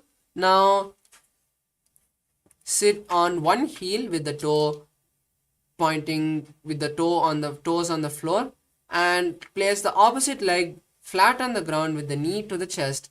Place your hands on respective knee and visualize Balaguna, one of the 84 Siddhas. आसन को गुण जल विकार जाई. The next asana is Grahasana. Now stand up and lean down as you insert the hand under the thighs and calves. Hold on to respective ankles and visualize the entire planet Earth. पादतले भूमौ संस्थाप्य जानुमध्ये कुर्परौ स्थाप्य. The next is Balagunasana on the opposite side. Now sit on the opposite heel with the toes tucked. Keep the other foot flat with the knee to the chest. Visualize Balaguna, one of the 84 Siddhas. आसन को गुण जल विकार जाई. Next is Utkatasana. Now come to a squatting position and sit on both the heels. Place the palms on the knees. Balance here as you visualize Swamiji. युजास्पिजोस्त्रियत ऊर्वजानु यत्रासने बादतलद्वयो परि. Next is Vajrasangarasana 2. Now bring the soles of the feet together and sit on the heels. Lift the knees off the ground and hold the hands behind the back. Visualize Swamiji in your inner space. प्रथम पना पाणी होए जैसे दो वो एड़ी गुदानी वैसे. The next is Anilasana. Now come to a squatting position with the feet apart. Place the feet on the palms with the palms facing down. Visualize you have the ability to live by breathing air alone. दो हाथ भूमि पर इटाने कहनी जाड़ी नाभि लगाने. Next is Padukasana. Now stand up and place the back of the palms on the ground. Then step the feet onto the palms and wrap the feet with the fingers. Walk back and forth in the mat as you visualize wearing Padukas. हस्ततलयोः पादतले कृता तिष्ठेत् गच्छेत् पादुकासनं भवति. Relax. The next is Kukutodana Asana. Now place your palms on the mat and kick your legs up and let it land down. Repeat this again and again as you visualize a rooster. हस्ततले भूमौ कृत्वा पादतले च ऊर्ध्वमुड्डानं कृत्वा. The next asana is Viparita Nritasana. Now place your hands flat on the mat and kick your legs up as you come into a handstand. Then start shaking your legs, visualizing yourself dancing. हस्ततलाभ्यां भूमिम् अष्टभ्य. Relax. The next is Kunjarasana. Now separate the feet and place one palm on the mat and the other arm straight. Bring the opposite hand to the head and be stable. Visualize Swamiji in your inner space and perform the Saja Kumbhaka. अथ वक्षे महादेव कुञ्जरासनम् उत्तमं करेण हिगेन पादाभ्यां भूमौ तिष्ठेत् शिरःकरः. The next asana is Kunjarasana on the opposite side. Now switch the position of the hands as you continue to visualize Swamiji in your inner space. अथ वक्षे महादेव कुञ्जरासनम् उत्तमम्. The next asana is Kadambasana. Now come to a squatting position and hold the respective ankles. Visualize a tree and lift the heels off the ground. पार्श्वेभ्यां भूमिम् अष्टभ्य. The next asana is Pavanamuktasana. Now sit on the ground and bring the thighs to the chest. Hold the opposite knees and squeeze your body as you visualize the excess vata being balanced within your system. दयोस्तु पादयोः पाणिं लात्वा स्वस्थनितम्बके. The next asana is Chakorasana. Now stretch the legs and place one leg behind the head. Keep the hands on the ground as you lift the body up and stretch the opposite leg up and straight. Visualize you're a powerful source of energy. पूर्वतानं चतुष्पादपीठं वज्रासनं तथा. The next asana is Dhanurasana. Now bring both the feet together and hold the feet with the respective hands in Prana Mudra. Then pull one leg towards the ear as you visualize yourself as a bow. पादाङ्गुष्ठौ तु पाणिभ्यां गृहीत्वा श्रवणावधि. The next asana is Ashtavakrasana. Now place one leg on the respective shoulder and bring the opposite leg across and hook it on top of this leg. Now lean forward as you stretch the legs to the side. Visualize a flying crane in your inner space. पूर्वतां चतुष्पादपीठं वज्रासनं तथा. The next asana is Pranasana. Now place one leg on the opposite thigh and bring one leg on the respective shoulder. Place the hand of the leg which is on the opposite thigh on the thigh and visualize you're having the ability to live by breathing prana alone.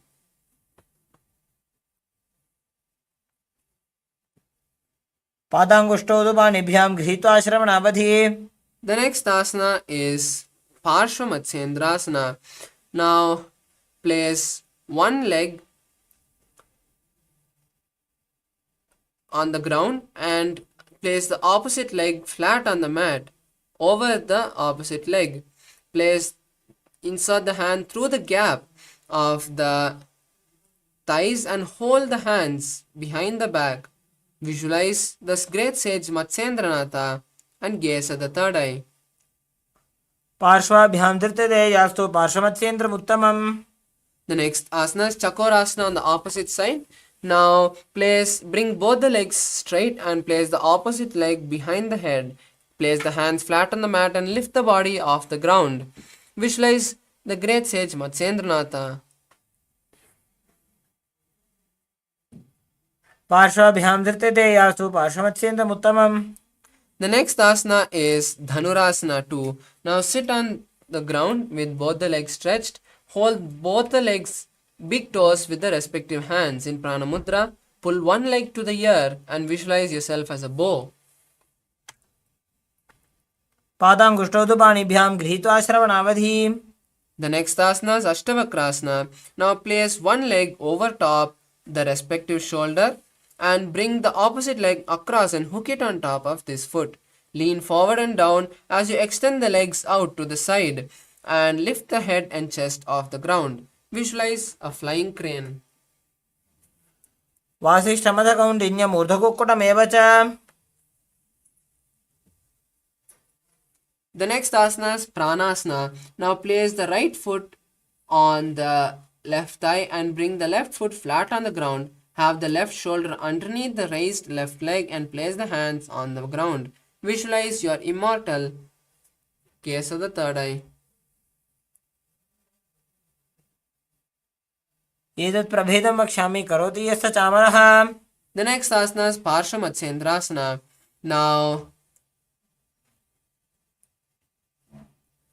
Now place one foot at the root of the opposite thigh and then place the opposite leg by the side of the opposite leg of the other leg.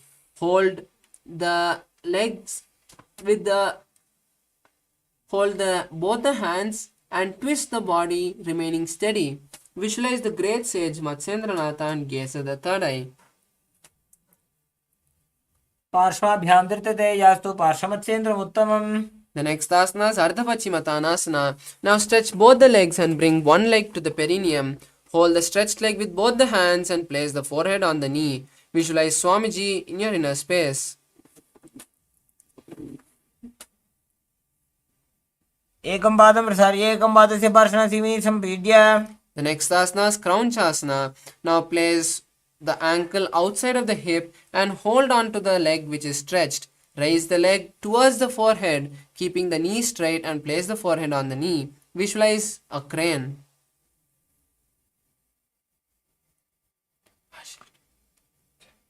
वासिष्ठमथकौण्डिन्यमूर्धकुक्कुटमेव च.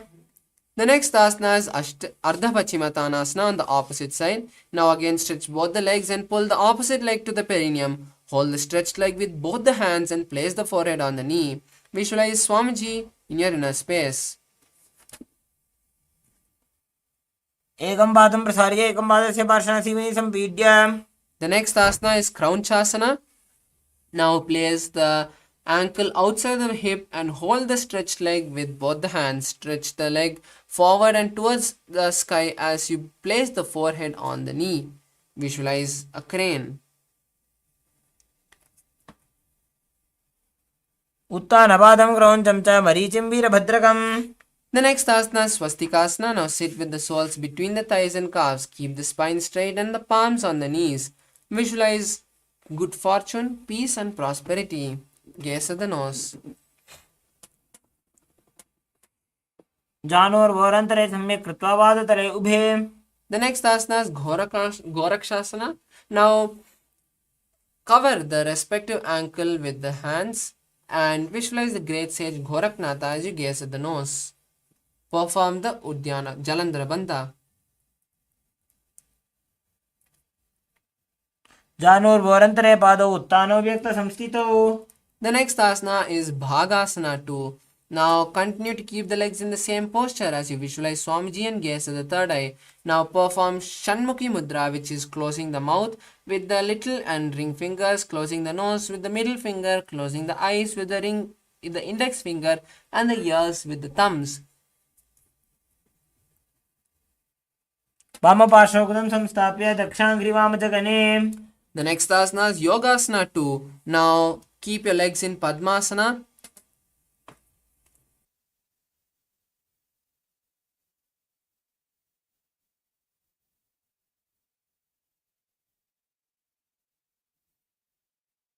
The next asana is Yogasana. Now place the feet on top of the opposite thighs in Padmasana. Place the back of the palms by the side on the mat.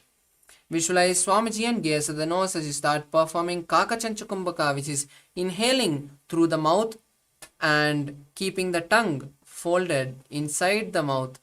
Then exhale through the nose. उत्तानो चरणो कृत्वा संस्थाप्योपरि जानुनोः. The next asana is Urdhva Kukutasana. Now from Padmasana, place the palms flat on the mat beside the body. Press the hands into the mat and lift the body off the ground. Visualize yourself as a rooster. वासिष्ठमतकौण्डिन्यम् ऊर्ध्वकुक्कुटमेव च.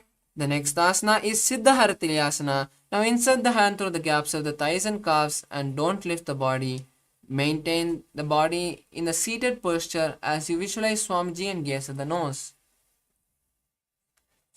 प्रथम पद्मासन को करे दोवु गोडासन दिदरे.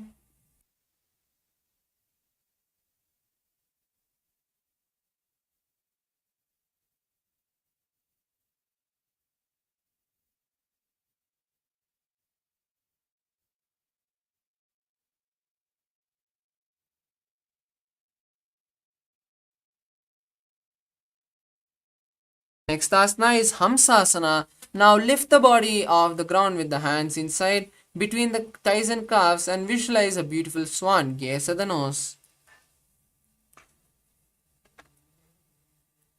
कुक्कुटासन स्थित्वा स्कन्दपर्यन्तं ऊरूनि नीत्वा. The next asana is Karmukasana. Now keeping your hands inside the gap of the thighs and calves, lift your body forward, placing the forehead on the ground and stretch the hands backwards, interlacing it behind the back.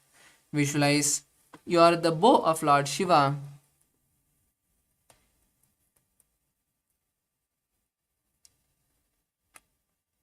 कार्मुकासनमाक्षित्य उदरे पूरयेत् सुखम्. The next asana is Kurmasana 2. Now insert the hand through the gaps of the thighs and calves. Hold the respective shoulder and balance as you visualize a tortoise. By जंग परितशपावा दाई जंग परिबाई ल्यावा. The next asana is Granthi Bedasana. Continue to maintain the same posture as you tuck your chin to the chest in Jalandhara Bandha. Visualize Paramashivam and gaze at the nose. अथ पक्षे नीलकण्ठः ग्रन्थिभेदासनं शुभम्. The next asana is Uttana Kurmasana. Now slowly maintaining the body in the same posture, roll onto the back. Visualize a tortoise and gaze at the nose. कुक्कुटासनबन्धस्थं कराभ्यान्तृतकन्धरम्. The next asana is Panga Kukkutasana. Now come back up and insert both the hands through the gaps of the thighs and calves.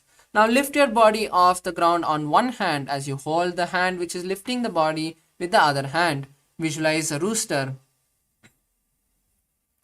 कुक्कुटासनं स्थित्वा एकेन हस्तेन अन्यस्य मणिबन्धं धृत्वा.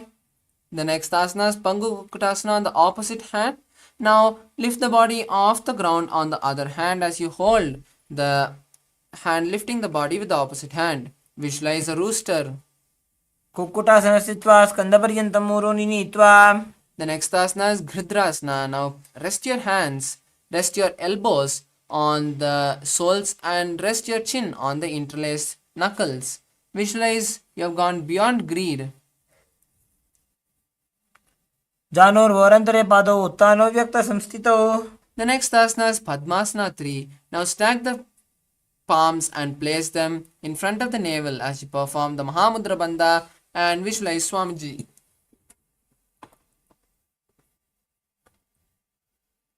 उत्तानो चरणो विधाय विधिवत् शक्ति स्थितो योगिरात्.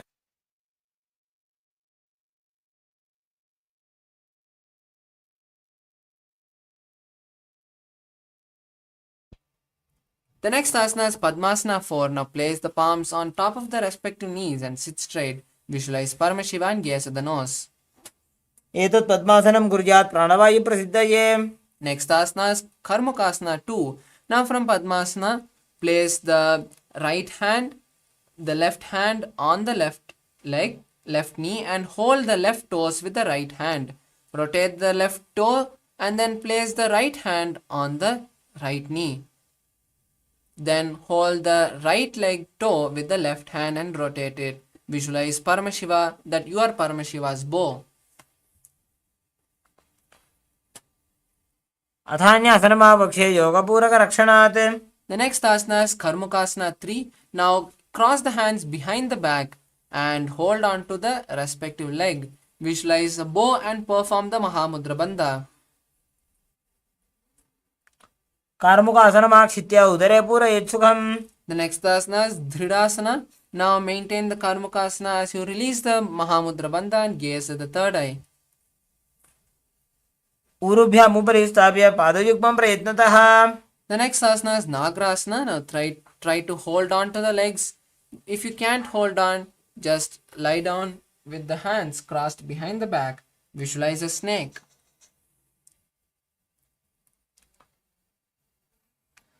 प्रथमपद्मासनकोठाने दो हाथ पाछाने आने. Next asana is Khandukasana. Now release the Padmasana and place your thighs on the chest. Wrap your legs and visualize a ball. वेत्रासने स्थित्वा हस्तपादान् निष्कुष्य. Next asana is Urdhva Pavanasana. Now interlace the hands behind the head, keeping the feet flat on the mat with the knees up. Visualize Swamji and gaze at the nose. प्रथमे सूधोसैन करावे घोड़ा उभा राशि मिलावे. The next asana is Markata Pitasana. Now lie on the back and place the hands under the respective heel as you lift the hips up. Visualize a powerful ape. उत्तानशयनपादतले उत्तानहस्तयोः स्थापयेत्. The next asana is Uttana Shikipitakasana. Now lie on the back and raise the hips up. Support the hip with your hands placed at the waist. Keep the elbows on the ground to bear the weight of the body. Stretch your legs straight and visualize Swamiji as you gaze at the nose. जङ्घोरुबलहीनश्चेत् उत्तानशिखिपीठकम्. The next asana is Narakasana. Now kick the legs up, straightening them towards the sky. Keep the hands at the lower back for support if needed, or else stretch them down flat on the mat. Visualize traveling blissfully through hell. ग्रीवाकण्ठेन भूमिं विष्टम्भ.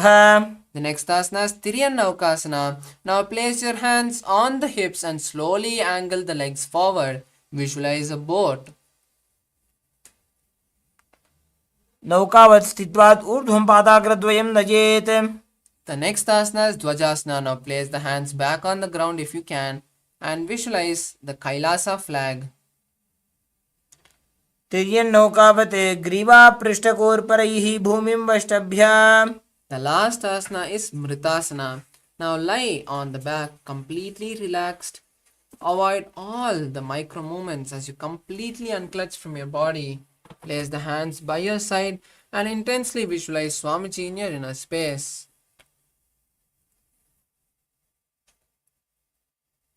उत्तानं शववद्भूमौ शयनं तु शवासनं. शवासनं श्रमहरं चित्तविश्रान्तिकारणम्.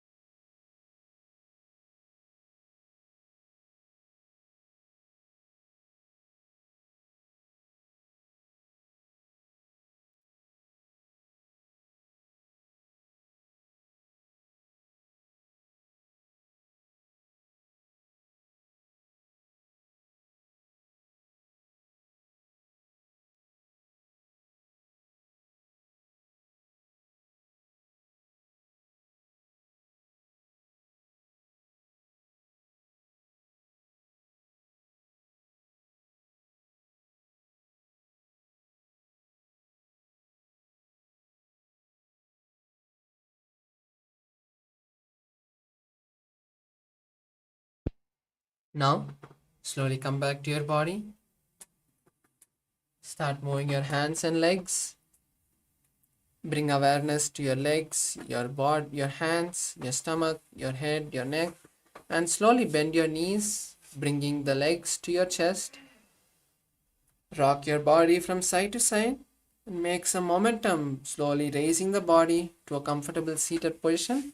We have beautifully finished the 308 asana sequence, which has been revealed by Paramashiva itself in the form of our beloved Supreme Pontiff of Hinduism, our beloved Swamiji. Next, we have to do one more thing, which is the power manifestation.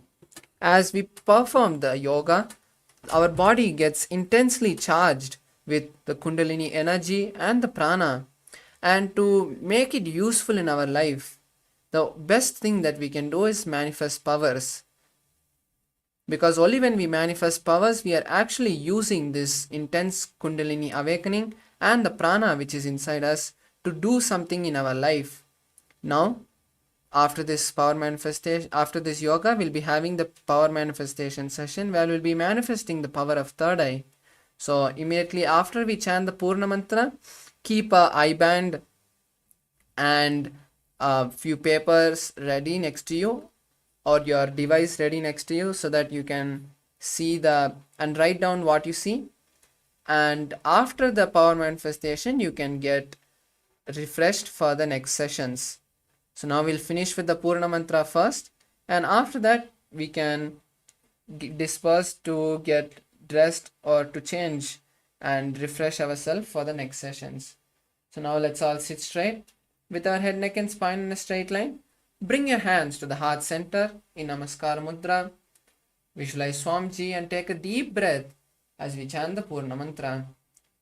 Om Purnamadav Purnamidam Purnat Purnamudachyate Purnasya Purnamadaya Purnamevavashishyate. Om Shanti Shanti Shanti Hari Om Tat Sat. Sarvam Bhagavat Shri Nithyananda Paramashiva Padukarpanamastu. Om Nithyanandam. Thank you, Nithyanandam.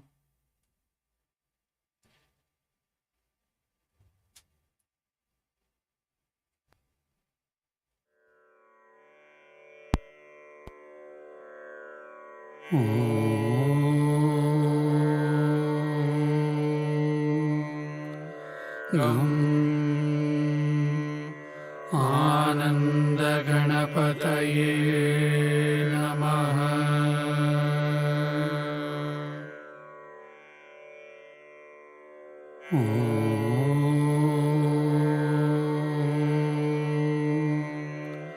Gam Ananda Ganapataye Namaha.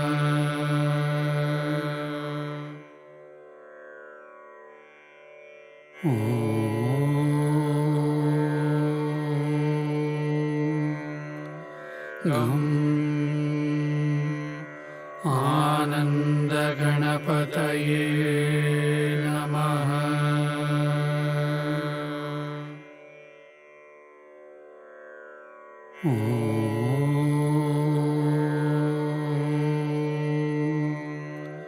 Gam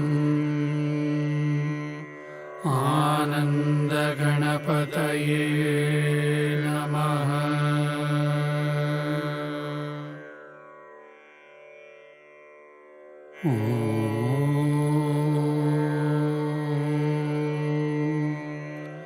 Gam Ananda Ganapataye Namaha.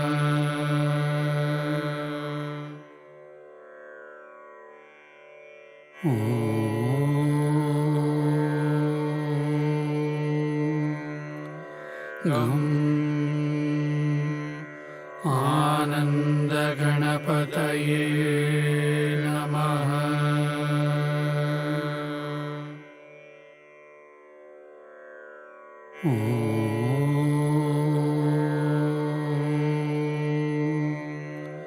Gam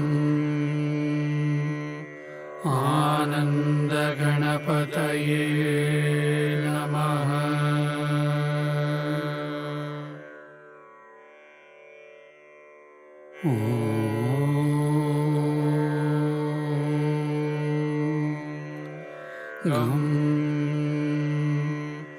आनन्दगणपतये नमः।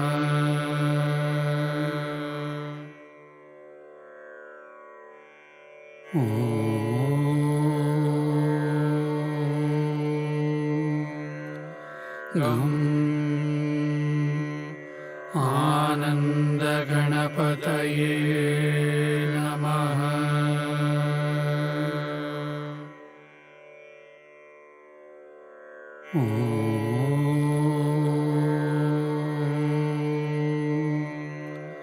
गं आनन्दगणपतये नमः।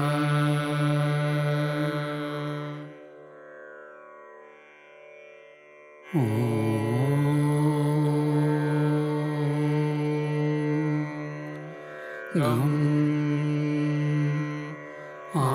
आनन्दगणपतये नमः। गं आनन्दगणपतये नमः।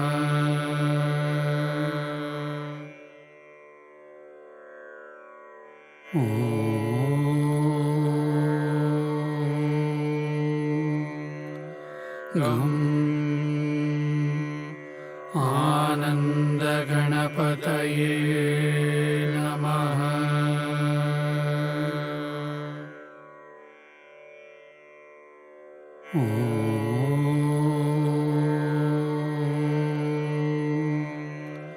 गं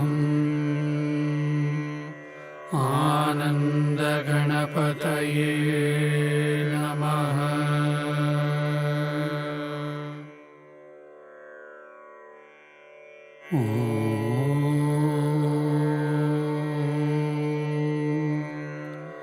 गं आनन्दगणपतये नमः।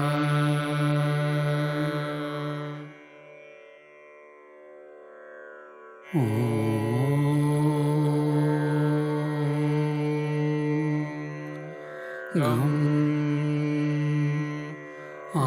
आनन्दगणपतये नमः।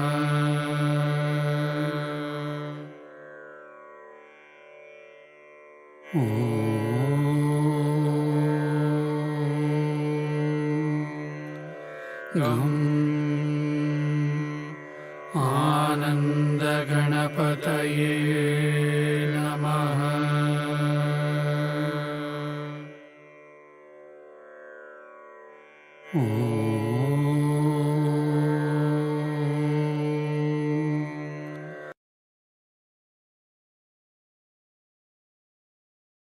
गं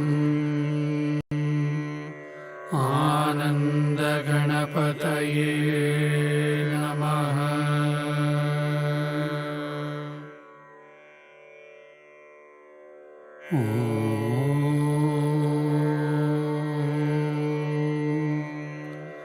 गं आनन्दगणपतये नमः।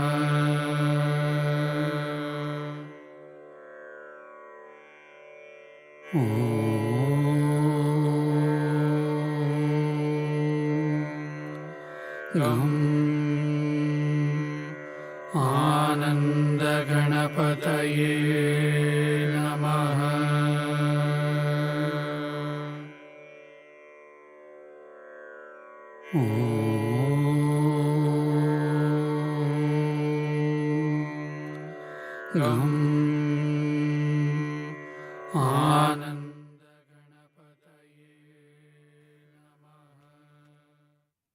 Yes, Nithyananda, I welcome all the Paramashivoham Level 3 Season 3 participants to today's Power Manifestation session on the day 19 of the Paramashivoham Level 3 program. Let us get ready for the Power Manifestation. I request all the participants to be seated in front of the camera with the cameras turned on.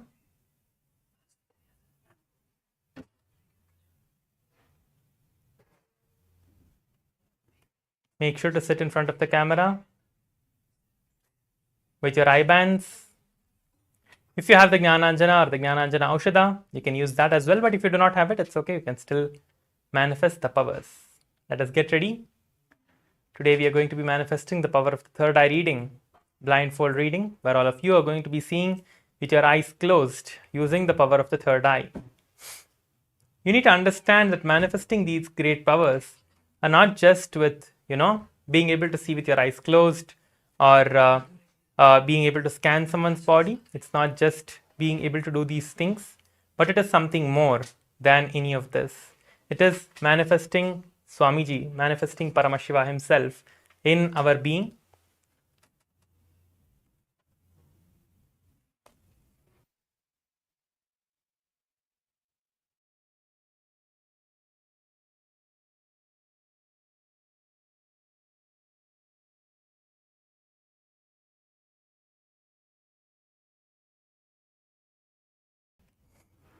Yes.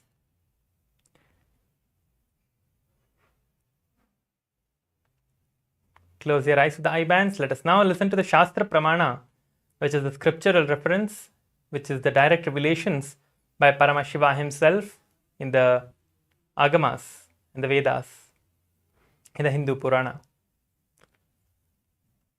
Kapalantarmano nasya tishtanmilitalochanaha kramena manasodardhyat lakshaye lakshamuttamam.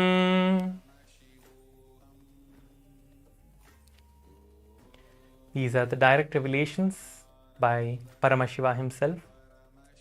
Let us now tie our eye bands to make sure that our eyes are closed. We are going to be projecting the words today for us to read through the third eye. Keep your eyes closed. Jiafeng, please make sure to close your eyes.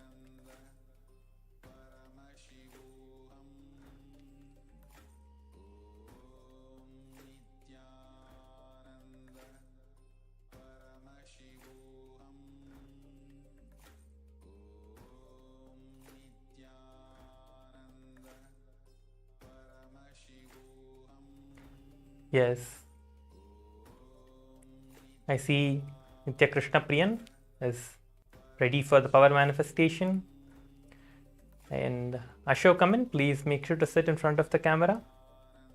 I am not able to see you. Ashok Amin, please make sure to sit in front of the camera.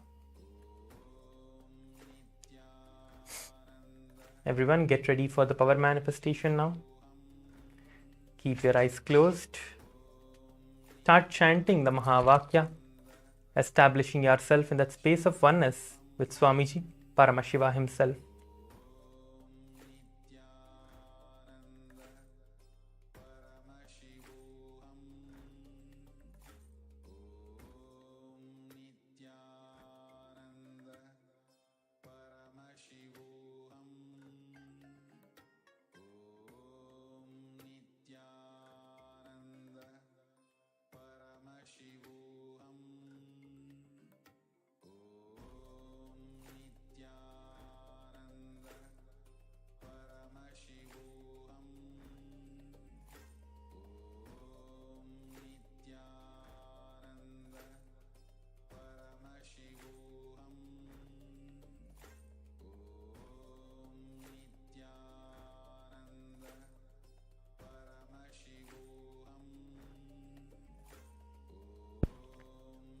Yes, now the image is being projected.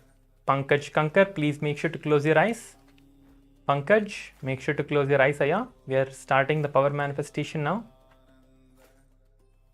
Intensely chant the Mahavakya from the core of your being.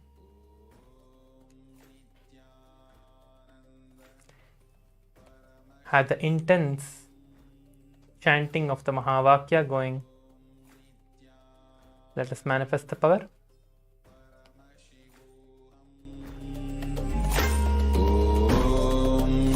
Nithyananda Paramashivoham.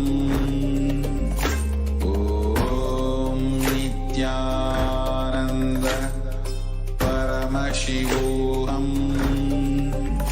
Om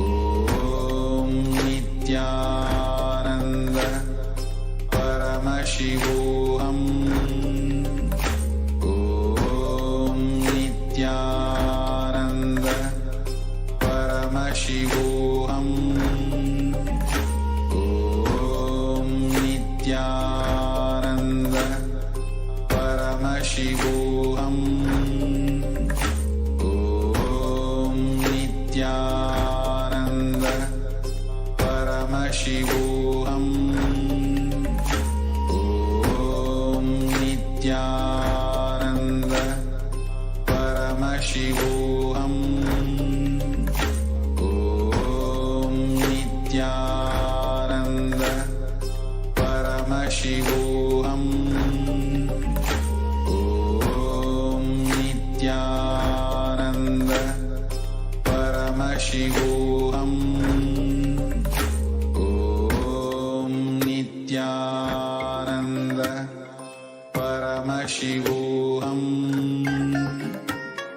Om Nithyananda Paramashivoham. Om Nithyananda Paramashivoham. Om Nithyananda Paramashivoham. Om Nithyananda Paramashivoham. Om Nithyananda Paramashivoham. Om Nithyananda Paramashivoham. Om Nithyananda Paramashivoham. Om Nithyananda Paramashivoham. Om Nithyananda Paramashivoham. Om Nithyananda Paramashivoham. Om Nithyananda. Yes. Now relax. Slowly open your eyes. Take your eye bands off and slowly open your eyes and relax.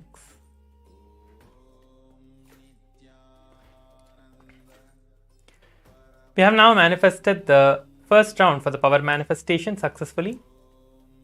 Please go ahead and share your answers in the Zoom chat. Whatever it is that you saw, the letters or the words, we were projecting words for you all.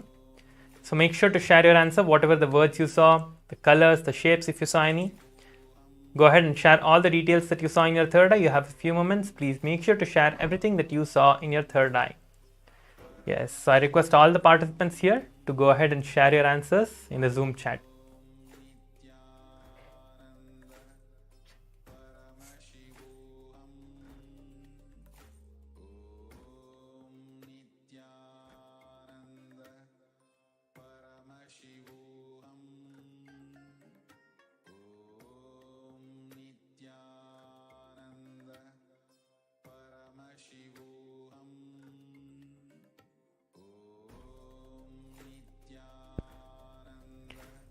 Yes, I request everyone to post your answers.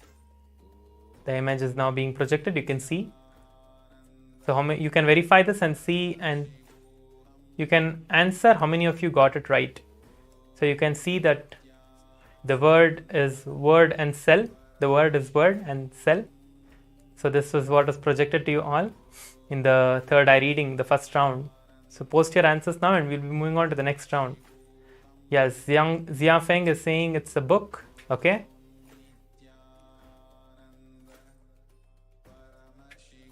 Good, Zia Feng. You can continue to manifest the power. You have another second round for the power manifestation now. Yes.